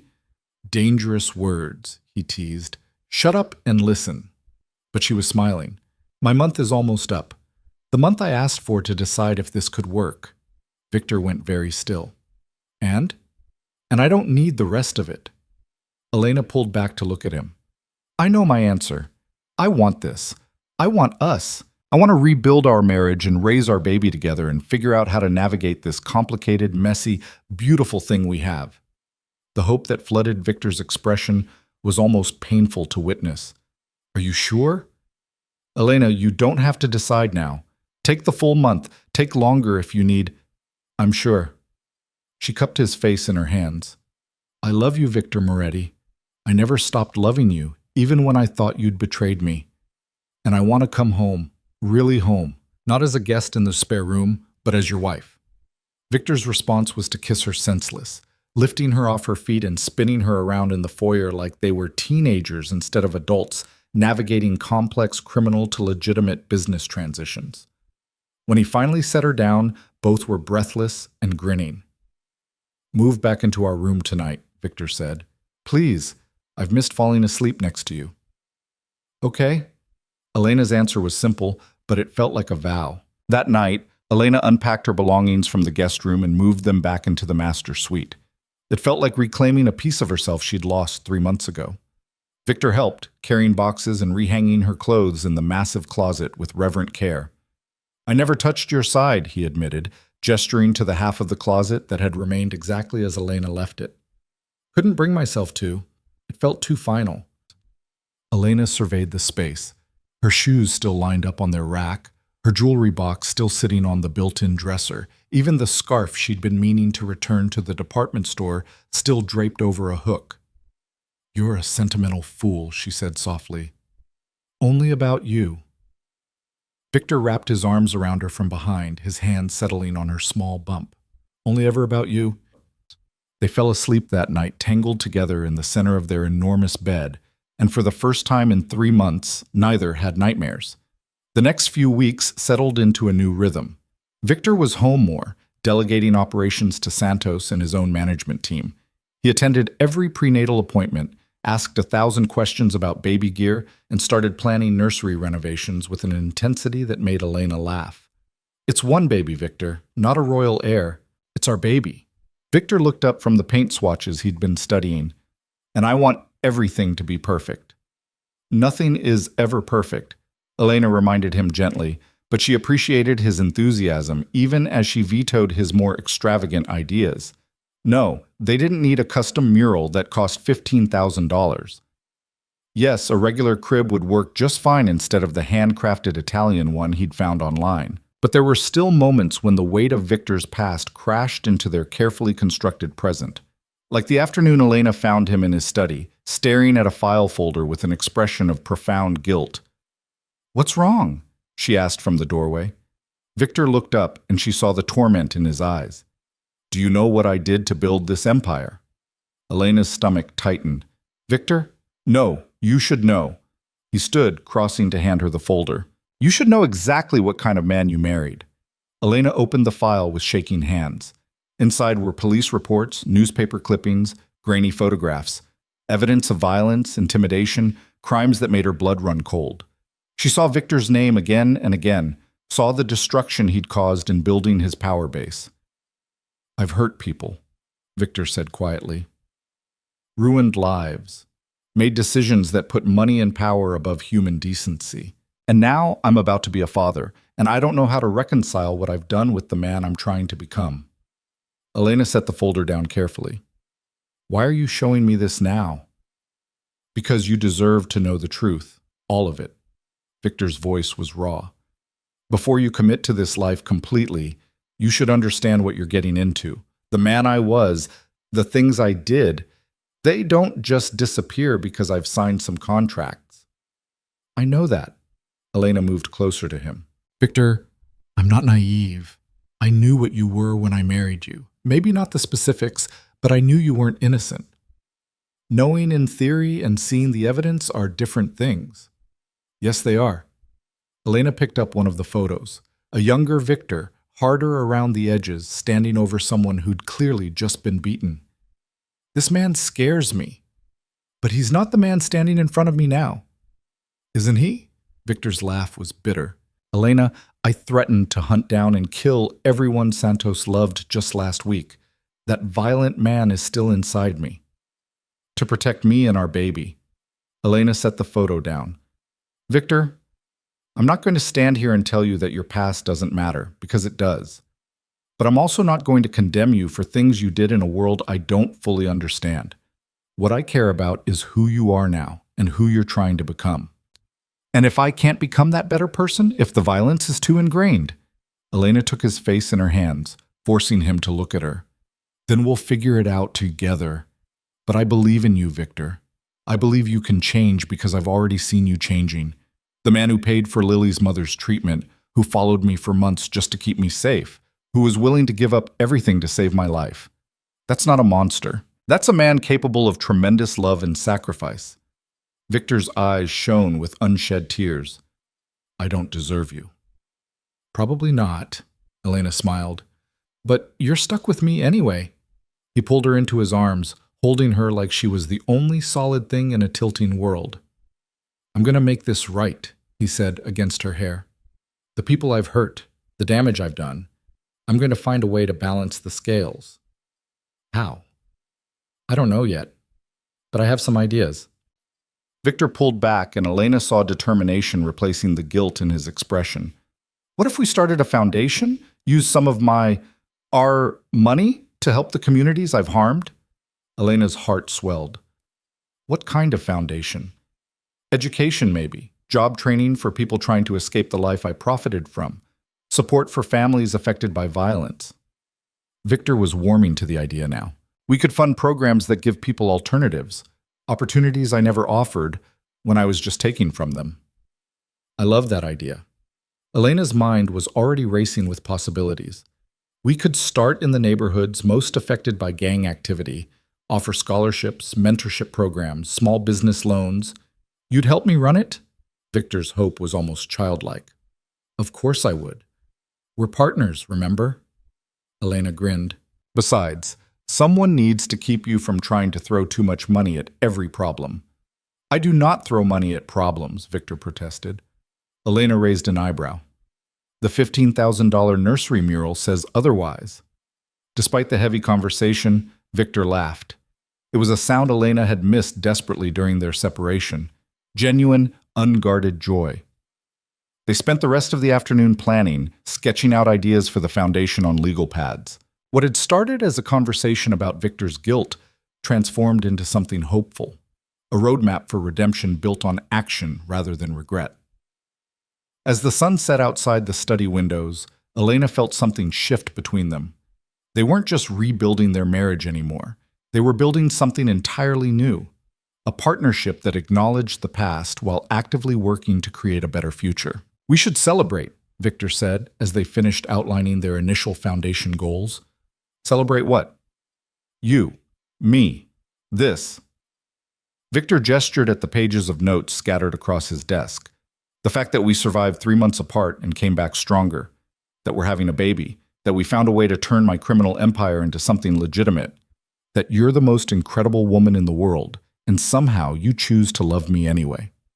Elena laughed. "That's a lot to celebrate. So we'll need a lot of champagne." Victor paused. "Well, I'll have champagne. You'll have sparkling cider and complain about it." "I wasn't going to complain. Elena, you've complained about sparkling cider at every event we've attended in the last month." "Because it's not the same." But she was smiling. "Fine. You have champagne. I'll suffer through my inferior beverage, and we'll toast to new beginnings." They ended up on the terrace overlooking the gardens, the Miami skyline glittering in the distance. Victor produced an expensive bottle of champagne and poured sparkling cider for Elena with exaggerated ceremony. "To new beginnings," he said, raising his glass. "To second chances," Elena added. "To our family." Victor's hand found her stomach, his touch gentle and reverent. They clinked glasses and drank, the moment feeling suspended in time. Perfect and fragile and full of promise. "I have something for you," Victor said suddenly, setting down his glass and reaching into his pocket. He pulled out a small velvet box, and Elena's heart stuttered.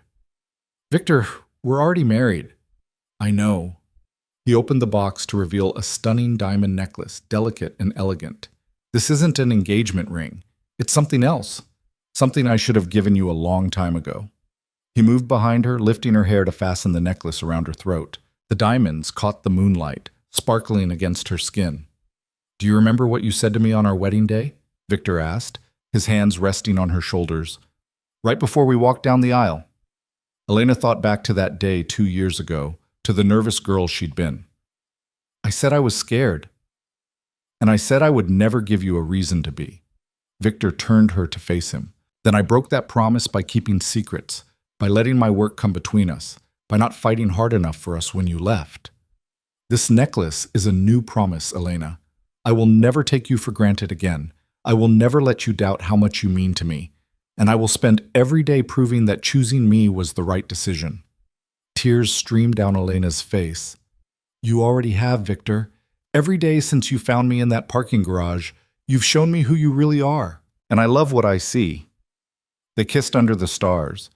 Two people who'd been broken apart and forged back together into something stronger. When they finally pulled apart, Elena rested her head on Victor's chest and watched the city lights below. "I have something to tell you," she said quietly. Victor's arms tightened around her. "What is it?" "I went to the doctor yesterday for an additional checkup." Elena felt her smile growing. "Doctor, Chen wanted to do another ultrasound because she thought she heard something unusual during the last visit." Victor pulled back, concern etching his features. "Is something wrong? Is the baby—" "The baby is fine." Elena couldn't hold back her grin any longer. "Babies, actually, plural." For a moment, Victor just stared at her. Then understanding dawned, and his expression went through a rapid series of changes: shock, disbelief, wonder, and finally pure joy. "Twins?" His voice cracked on the word. "We're having twins?" "We're having twins." Elena laughed at his stunned expression. "Dr. Chen said the second heartbeat was hiding behind the first, which is why we didn't catch it earlier. But there are definitely 2 babies in there." Victor dropped to his knees, pressing his face to Elena's stomach with something like reverence. "2 babies," he whispered. 2 perfect, healthy babies. "We're going to need a bigger nursery," Elena said, running her fingers through his hair. And two of everything. And possibly a nanny because I don't know how we're going to handle two newborns alone. Victor looked up at her, his eyes shining. We'll figure it out. Together. Just like we've figured out everything else. Together, Elena agreed, pulling him to his feet. Always together. They stood there on the terrace, wrapped in each other's arms, as Miami hummed with life below them. Somewhere out there, Marco Santos was running the empire Victor had built. Somewhere out there, people were making deals and breaking laws and living the life Victor was leaving behind. But here, in this moment, none of that mattered. All that mattered was the woman in Victor's arms, the two lives growing inside her, and the future they were building together. I never thought I'd have this, Victor said quietly. A real family, a clean life, a chance to be something more than what my father made me. You always had the chance, Elena replied. You just needed someone to believe you could take it. And you believe in me? Elena pulled back to look at him, this man who'd been a stranger, then a lover, then a husband, then almost lost forever. This man who'd tracked her down and fought for their marriage and was now willing to dismantle everything he'd built for a chance at redemption. I believe in us, she said, and that's enough. Victor kissed her then, slow and deep and full of promise. When they finally went inside, hand in hand, Elena felt something she hadn't felt in months. Hope. Real solid hope that they could make this work. That the past didn't have to define the future. That love, combined with determination and honesty, could overcome almost anything. Later that night, as they lay in bed with Victor's hand resting on her growing belly, Elena thought about the journey that had brought them here. The betrayal that wasn't, the separation that had nearly destroyed them, the warehouse confrontation that had changed everything. What are you thinking about? Victor murmured in the darkness. How lucky we are, Elena said, that we got a second chance, that we didn't give up on each other, even when it would have been easier. Giving up on you has never been an option. Victor pulled her closer. You're the best thing that ever happened to me, Elena. You and these babies, you're my whole world. Elena smiled against his chest. Good, because you're stuck with us now. Exactly where I want to be. They fell asleep like that, intertwined and at peace, ready to face whatever challenges tomorrow would bring. Together. The foundation became Elena's obsession over the following months. While her belly swelled with twins, she threw herself into building something meaningful from the ashes of Victor's former empire. They named it Primavera, spring, renewal, new beginnings. The office space Victor secured was in one of Miami's most neglected neighborhoods, a deliberate choice.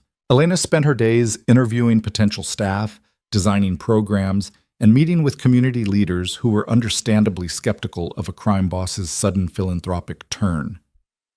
Mrs. Moretti, one community organizer said during their third meeting, her arms crossed defensively.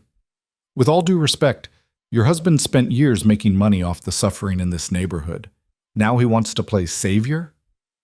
Elena, 6 months pregnant and exhausted, met the woman's gaze steadily. You're right to be skeptical, but I'm not asking you to trust my husband's motives. I'm asking you to trust mine. I grew up in poverty. My mother worked herself to death trying to give me a better life. I know what it's like to need help that never comes. The organizer's expression softened slightly. And what makes this different from every other rich person's guilt project? Nothing, if we do it wrong. Elena pulled out the foundation's mission statement, which she'd written herself. That's why I'm here talking to you instead of just throwing money at the problem. I want to know what this community actually needs, not what I think it needs. Help me build something that matters. By the end of that meeting, Elena had gained not just the organizer's cautious support, but also her first board member. Maria Gonzalez became the foundation's community liaison. Her connections and credibility opening doors Elena's last name had closed. Victor watched this transformation with something like awe. His wife, who'd once been content to stay out of his business affairs, had become a force of nature. She negotiated with contractors, challenged bureaucrats, and refused to accept anything less than excellence from everyone involved in Primavera's work.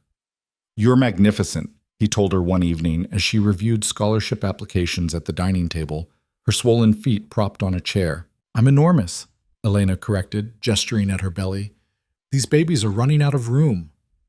Magnificently enormous. Victor knelt beside her chair, pressing a kiss to her stomach. "How are my girls today?" They'd learned the twins' sex at the 20-week ultrasound. 2 daughters.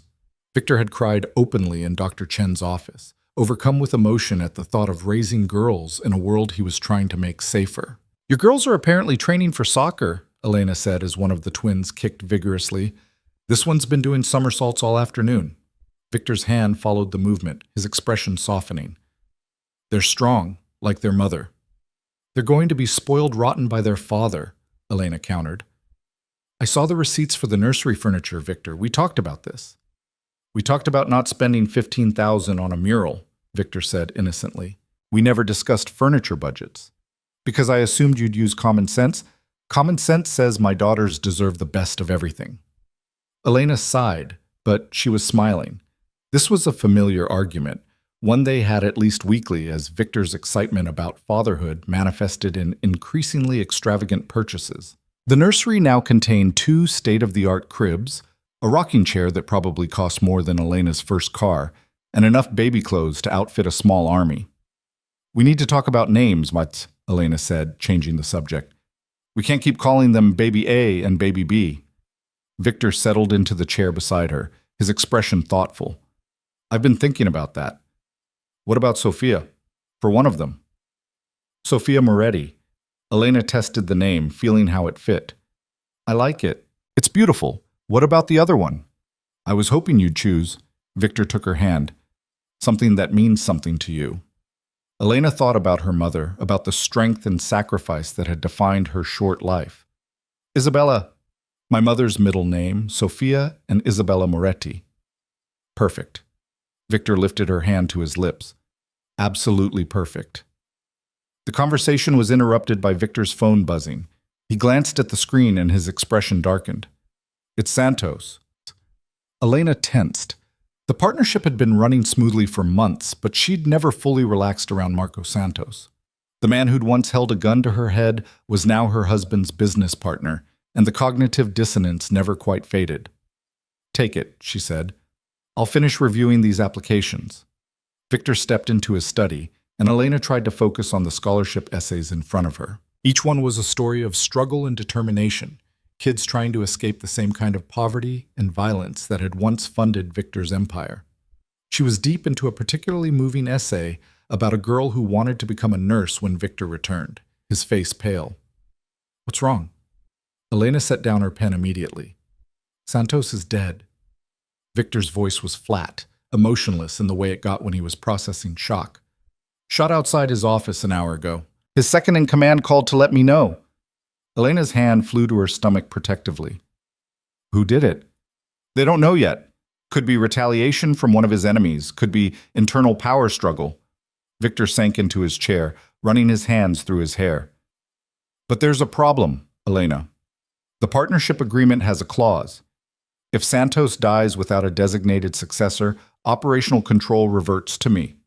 The implications crashed over Elena like a wave. No, we got out. You got out.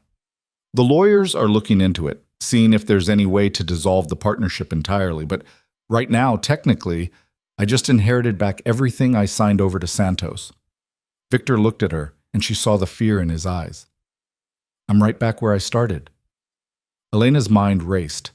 They'd worked so hard to build their new life, to create distance from Victor's criminal past. The foundation was just getting off the ground, the twins were due in 3 months, and now this. "There has to be another way," she said firmly. "We didn't come this far to slide backward." "I'm open to suggestions." Victor's voice held a note of desperation. "Because right now, Santos's entire organization is leaderless, and nature abhors a vacuum.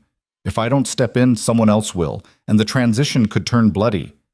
Elena stood, pacing despite her ungainly bulk. "What if we accelerate the legitimization process? Take everything Santos was running and immediately transition it to legal operations? That would take months, maybe years.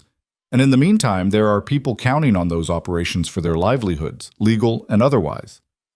Then we find someone else to take over the illegal parts. Someone who can maintain stability while we transition everything else." Elena stopped pacing, struck by a sudden thought. "What about Santos's second-in-command, the one who called you?"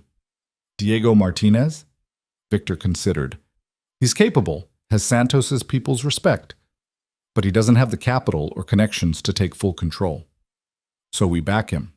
Elena's plan was crystallizing as she spoke.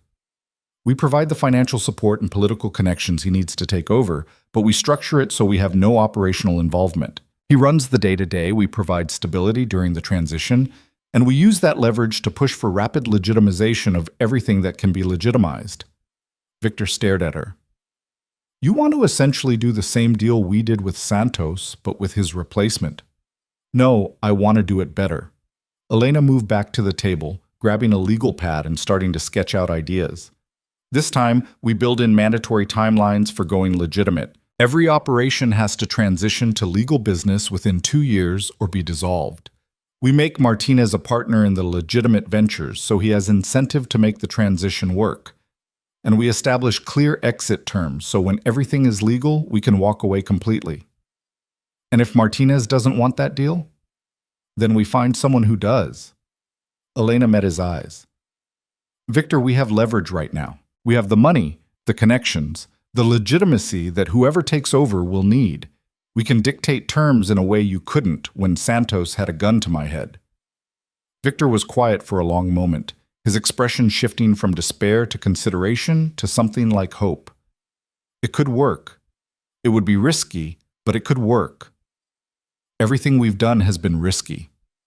Elena reached across the table to take his hand. But we've made it work every time. We can do this. The next week was a blur of meetings and negotiations. Diego Martinez turned out to be more reasonable than Santos had been, perhaps chastened by his former boss's violent end. He listened to Elena's proposal with careful attention, asking smart questions and pushing back on terms that were too restrictive. 2 years is aggressive, Martinez said during their third meeting.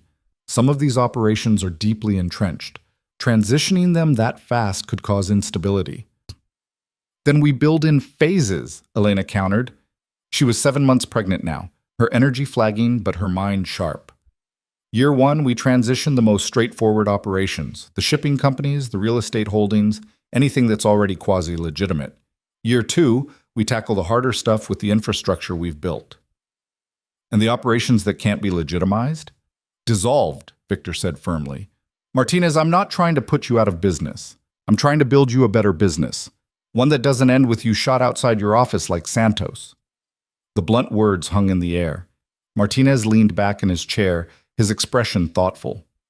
And after 2 years, when everything is legitimate, what then? Then you buy us out. Elena slid a folder across the table. These are the terms. Fair market value for our ownership stake, paid out over 5 years. You get full control of a legitimate, profitable enterprise. We get our complete exit. Martinez reviewed the terms carefully. Finally, he looked up and extended his hand. You have a deal, Mrs. Moretti. Your husband is lucky to have such a brilliant partner. Don't I know it? Victor said, his hand finding Elena's under the table and squeezing. With the Martinez deal in place, Elena threw herself back into Primavera's work with renewed energy. The foundation was expanding faster than she'd anticipated, their scholarship program already supporting 50 students and their job training initiatives helping dozens more. But the real breakthrough came when Elena proposed something that made even Victor nervous. I want to hire people with criminal records, she announced at a foundation board meeting. People who've served their time and are trying to rebuild their lives but can't get jobs because of their past. Maria Gonzalez nodded enthusiastically, but one of the other board members, a banker Victor had recruited, looked skeptical. That's a significant liability, Mrs. Moretti. So is letting talented, motivated people fall back into crime because legitimate society won't give them a chance, Elena countered. We do background checks, we have probationary periods, we provide support and oversight. But we also provide opportunity. Isn't that what Primavera is supposed to be about? She's right. Victor's voice carried quiet authority. I know better than anyone how hard it is to leave that life behind. If we're serious about breaking cycles of poverty and violence, we have to be willing to take risks on people who are trying to change. The program launched 2 months later with 5 hires, men and women who'd served time for nonviolent offenses, and were now working in Primavera's administrative offices, job training programs, and community outreach. Elena made a point of learning each person's story, of understanding what had led them to crime and what they hoped to build now. One of those hires was a young man named Jason, who'd done 3 years for drug dealing and was now helping run Primavera's mentorship program. Elena was reviewing his first month's performance reports when her water broke. "Victor," she called from her office, looking down at the puddle spreading across the floor. "Victor, it's time."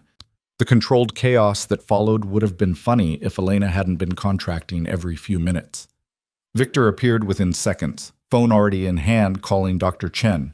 Maria materialized to grab Elena's hospital bag, already packed and waiting for this moment. Jason and 2 other staff members cleared a path to the car while fielding the calls that kept coming in. "We've got this, Mrs. Moretti," Jason assured her as Victor helped her into the car. "Don't worry about anything here, just focus on those babies."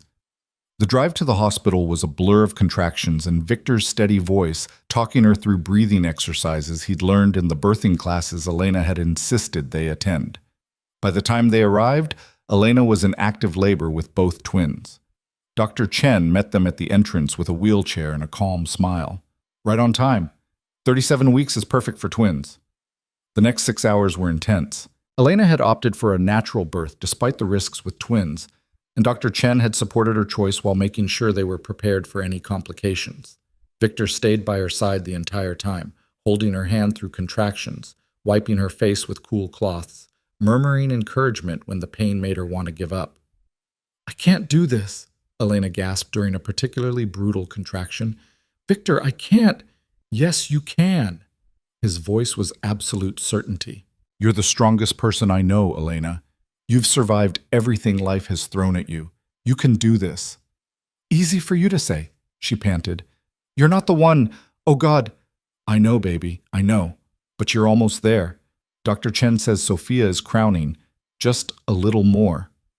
Sophia entered the world at 11:47 p.m., screaming her displeasure at being evicted from her comfortable home. Victor cut the umbilical cord with shaking hands, tears streaming down his face as the nurses cleaned their first daughter and placed her on Elena's chest. "She's perfect," Elena sobbed, looking down at the tiny, wrinkled, beautiful creature in her arms. "Victor, she's perfect." "Just like her mother." Victor kissed Elena's forehead. "You did it, love. You did it." But they weren't done yet. Isabella, true to the personality she'd shown in utero, took her time. Another hour of labor, another round of pushing, and then she was there. Smaller than her sister, quieter, but equally perfect. Victor held both daughters while the doctors attended to Elena, his expression one of such profound wonder that it made Elena's heart ache even through her exhaustion. This man, this former crime boss who'd built an empire on fear and violence, cradled his newborn daughters like they were made of spun glass. "Hello, Sophia. Hello, Isabella," he murmured. "I'm your daddy, and I promise you both. I'm going to spend every day of my life making sure you grow up in a world better than the one I came from." Elena watched through heavy-lidded eyes as Victor made his vows to their daughters, and she knew with absolute certainty that he would keep them. This was why they'd fought so hard to change, to build something better. Not just for themselves, but for these 2 tiny humans who deserved a father they could be proud of. The next few days passed in a haze of sleepless nights, endless feedings, and the particular chaos of newborn twins. Victor proved surprisingly adept at diaper changes and middle-of-the-night bottle preparation, often insisting Elena rest while he handled both babies. "You need sleep," he said on the 3rd night home when Elena tried to get up for the 4th time. "I've got them." "You have a business to run," Elena protested weakly. "I have a family to take care of. The business can wait." Victor settled into the rocking chair with Isabella while Sophia slept in her bassinet. "Besides, I'm not missing this. They're only this small once." Visitors came in waves. Lily brought enough baby clothes to outfit a daycare. Maria cried over both girls and immediately declared herself their honorary grandmother. Even Diego Martinez sent an enormous flower arrangement and a card congratulating them on their beautiful family. But the most surprising visit came 2 weeks after the twins were born. Elena was in the nursery feeding Sophia when Maria announced they had an unexpected guest. "Mrs. Santos is here," Maria said quietly. "Marco's widow. She's asking to see you and Mr. Victor." Elena's stomach clenched. She'd never met Carmen Santos, had only heard about her in passing. Give me 10 minutes to finish feeding Sophia, then show her to the living room. Victor appeared in the doorway, clearly having heard. You don't have to see her. I can handle this. No. Elena shifted Sophia to her shoulder for burping. We see her together. Carmen Santos was an elegant woman in her 50s, dressed in black, her eyes red from crying. She stood when Victor and Elena entered, her hands twisting a handkerchief nervously. Mrs. Santos, Victor said carefully. I'm sorry for your loss. Are you? Carmen's voice was sharp. My husband died because of his association with you, Mr. Moretti. Elena felt Victor tense beside her, but his voice remained calm. Your husband died because someone in his organization decided to make a play for power. I had nothing to do with it. I know that. Carmen's shoulders slumped. I'm sorry. I'm not here to accuse you. I'm here to... She broke off, pressing the handkerchief to her eyes. I'm here to thank you. The words hung in the air, unexpected and confusing. Elena glanced at Victor, who looked equally baffled. Thank us? Elena asked gently. For giving Marco a chance to go legitimate. Carmen sat heavily on the couch. He never told me the details of your deal, but I knew. I knew he was working with you to clean up the business. And in those last few months, I saw a change in him.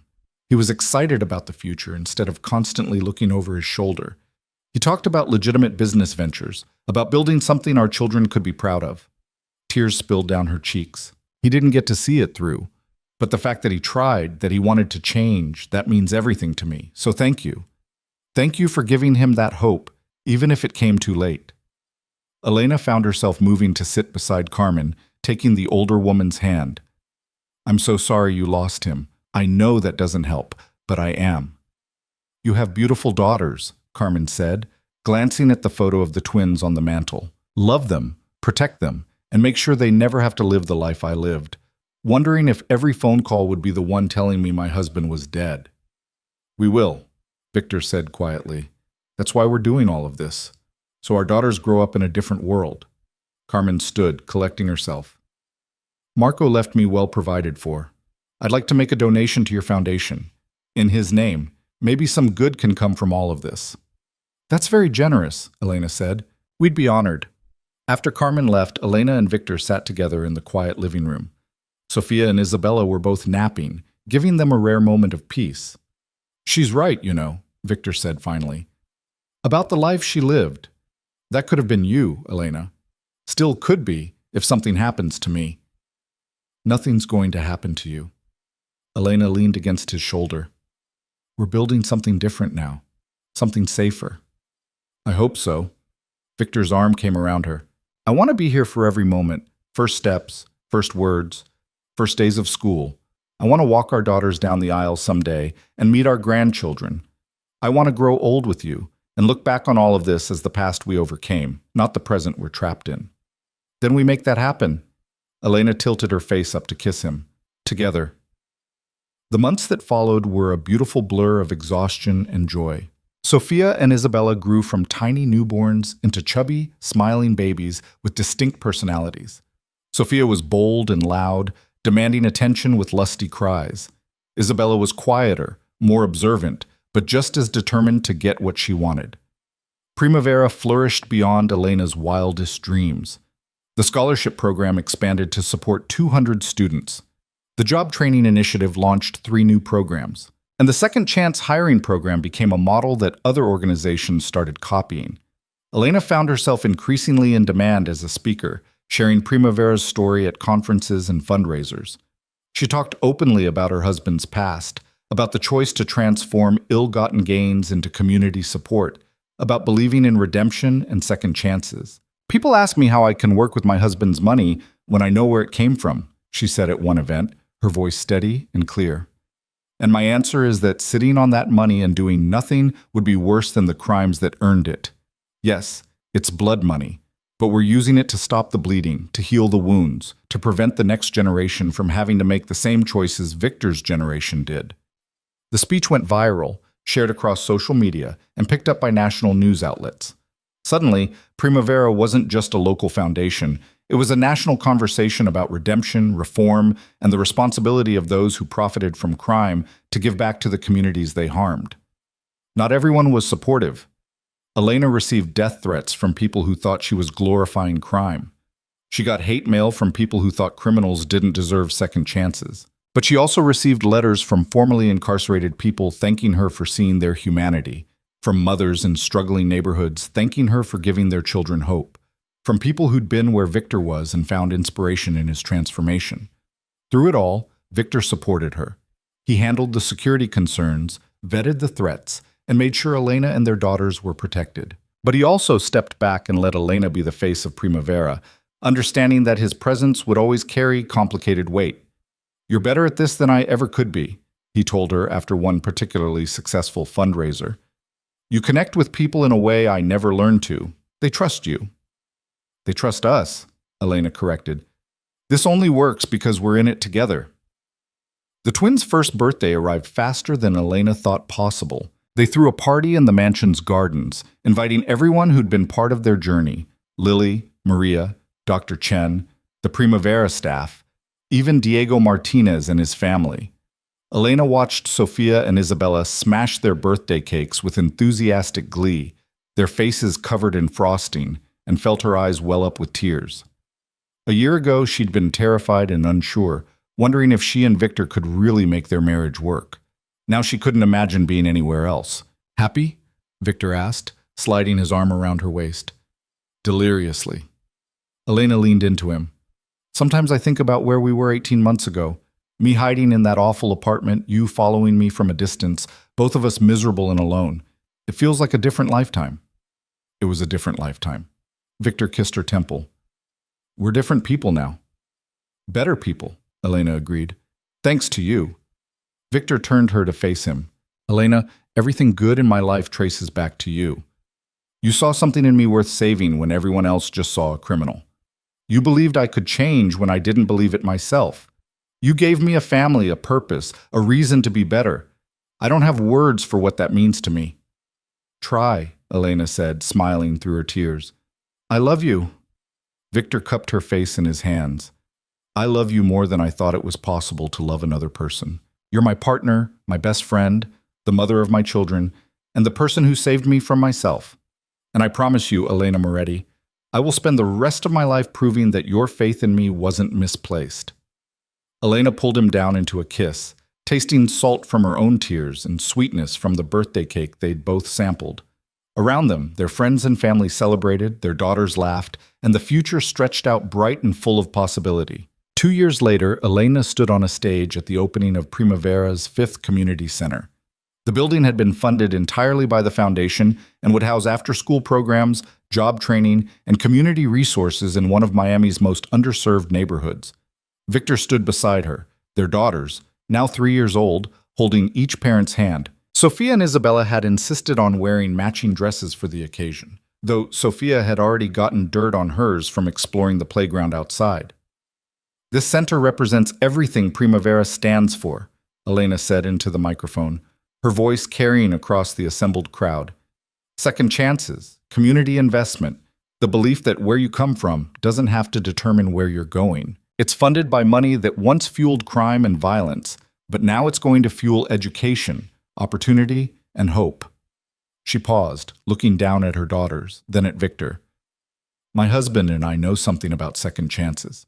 We've built our entire lives on them, and it's our privilege to extend those same chances to this community." The crowd erupted in applause. As Elena cut the ribbon alongside community leaders, she caught Victor's eye and saw her own emotions reflected there: pride, gratitude, and the quiet satisfaction of knowing they'd done something that mattered. That evening, after the girls were in bed and the house was quiet, Elena and Victor sat in their favorite spot on the terrace overlooking the gardens. The Miami skyline glittered in the distance, and somewhere out there the community center they'd opened that morning was standing as a testament to what redemption could look like. "I got a call from Martinez today," Victor said, breaking the comfortable silence. "He's ready to buy us out, 6 months ahead of schedule." Elena's head whipped toward him. "Really? Really? Every operation is now completely legitimate. Shipping, real estate, construction, all of it. He's built a successful business empire, and he wants full ownership." Victor pulled out a folder. "These are the final terms. Fair market value for our stake, payable over the agreed-upon timeline. Once we sign, we're done. Completely out. Elena took the folder with shaking hands. This was it, the final step in the journey they'd started in that warehouse 2 years ago. The moment when Victor would be fully, legally, irrevocably separated from his criminal past. "How do you feel about it?" she asked. Victor was quiet for a long moment. Relieved, grateful, a little scared, if I'm honest. That empire was my identity for so long. Walking away from it completely is terrifying, Elena finished. I know. But Victor, look at everything you've built to replace it. Primavera, our family, the legitimate businesses you're running. You're not walking away from an identity. You're walking away from a past that doesn't fit who you are anymore. Who am I now? The question was genuine, vulnerable.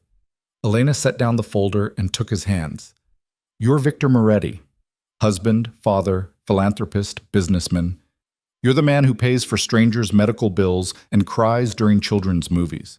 You're the person who believed redemption was possible and fought like hell to prove it. That's who you are now. Victor's eyes shone in the dim light. When did you become so wise? I married a complicated man. I had to get wise to keep up. Elena smiled. Sign the papers, Victor. Close this chapter completely. We've earned the right to move forward without looking back. They signed the documents that night, witnessed by their lawyers via video call. When it was done, Victor set down the pen and let out a long breath. It's over, he said wonderingly. It's really over. No. Elena moved to sit on his lap, wrapping her arms around his neck. It's not over. It's just beginning. She was right. In the months and years that followed, their lives continued to evolve and grow. Sophia and Isabella started school, charming their teachers and driving their parents crazy with their endless energy. Primavera expanded to 6 cities, each center following the model Elena had pioneered in Miami. Victor threw himself into running his legitimate business interests and discovered he was better at legal enterprise than he'd ever been at crime. They faced challenges, of course. Victor's past never fully disappeared. There were always people who remembered what he'd been, who questioned whether redemption was really possible for someone like him. But for every critic, there were 10 more people whose lives had been touched by Primavera's work, who saw the tangible good that had come from Victor's transformation. Elena continued to speak publicly about second chances and redemption, her message resonating with people across the country. She wrote a book about their journey, honest about the mistakes, clear-eyed about the costs, but ultimately hopeful about the possibility of change. On their 5th wedding anniversary, Victor surprised Elena with a trip back to the hospital where she'd worked as a janitor. They stood in the parking garage where he'd found her that night, 5 years older and immeasurably wiser. I think about this place a lot, Victor said, his arm around Elena's shoulders, about how different our lives would be if I hadn't found you here. You would have found me eventually, Elena said. You're too stubborn not to. Maybe, but I'm grateful it was here on this night, because it feels symbolic somehow. You working in a place dedicated to healing, me tracking you down to heal what I'd broken between us. Elena leaned into him, remembering the terror and hope of that night. I was so scared when I heard your footsteps. Scared you'd drag me back into a life I was trying to escape. Instead you offered me a partnership in building something better. Elena turned to face him. That's what we've done, Victor. We've built something better. For ourselves, for our daughters, for everyone Primavera touches. We've proven that people can change, that love can survive mistakes, that second chances are worth taking.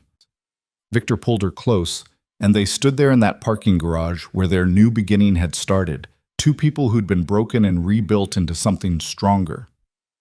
I love you, Elena Moretti, Victor said. Thank you for not giving up on me. I love you too, Elena replied. Thank you for not giving up on us. They left the parking garage hand in hand, ready to return to their daughters and their life and their future. Behind them, the hospital hummed with activity. People being born, people being healed, people being given second chances at life. Just like Elena and Victor had been given a second chance at love. And they'd made it count. 10 years after that night in the parking garage, Elena stood at a podium in Washington, D.C., testifying before Congress about criminal justice reform. She spoke about Primavera's success, about the hundreds of formerly incarcerated people they'd helped rebuild their lives, about the power of believing in redemption. Victor sat in the audience with Sophia and Isabella, now 12 years old and already showing signs of their mother's brilliance and their father's determination. They watched their mother speak truth to power, and Victor felt his heart swell with pride. This was the life they'd built, not perfect, but honest, not without struggles, but full of purpose, not erasing the past, but refusing to be defined by it. After the testimony, as they walked through the Capitol building, Sophia grabbed Victor's hand. "Dad, when I grow up, I want to help people like Mom does." Victor looked down at his daughter, seeing Elena's compassion reflected in her young face. "Then you will, sweetheart. You can be anything you want to be." "What about you?" Isabella asked. "What did you want to be when you were growing up?" Victor thought about the boy he'd been, raised in violence, groomed to take over a criminal empire. "I wanted to be powerful," he said honestly. "I wanted people to fear and respect me." "And now?" Sophia pressed. "Now I just want to be a good father, a good husband, a good man." Victor pulled both daughters close. "And I want to use whatever power I have to help people instead of hurt them." "Like Mom does with Primavera?" "Exactly like Mom does with Primavera." They found Elena waiting outside, her face flushed with the adrenaline of the testimony. She looked at her family, her husband, her daughters, the life they'd built together, and felt overwhelming gratitude for the journey that had brought them here. "How'd I do?" she asked. "You were amazing," Victor said, pulling her into a kiss that made their daughters giggle and protest. "Gross, Dad," Sophia said, but she was smiling. "You'll understand when you're older," Victor promised. As they walked out of the Capitol building into the bright sunshine, Elena thought about all the moments that had led to this one.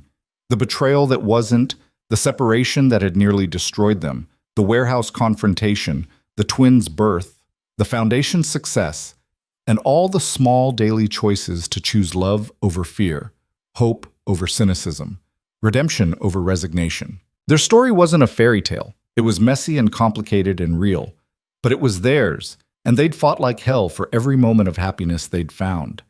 Victor's hand found Elena's, their fingers intertwining with the ease of long practice. Their daughters walked ahead, already arguing about where they wanted to go for dinner. The future stretched out before them, full of possibility and promise. And Elena knew, with bone-deep certainty, that whatever challenges came next, they would face them together. Because that's what they'd always done, and that's what they'd always do. Together.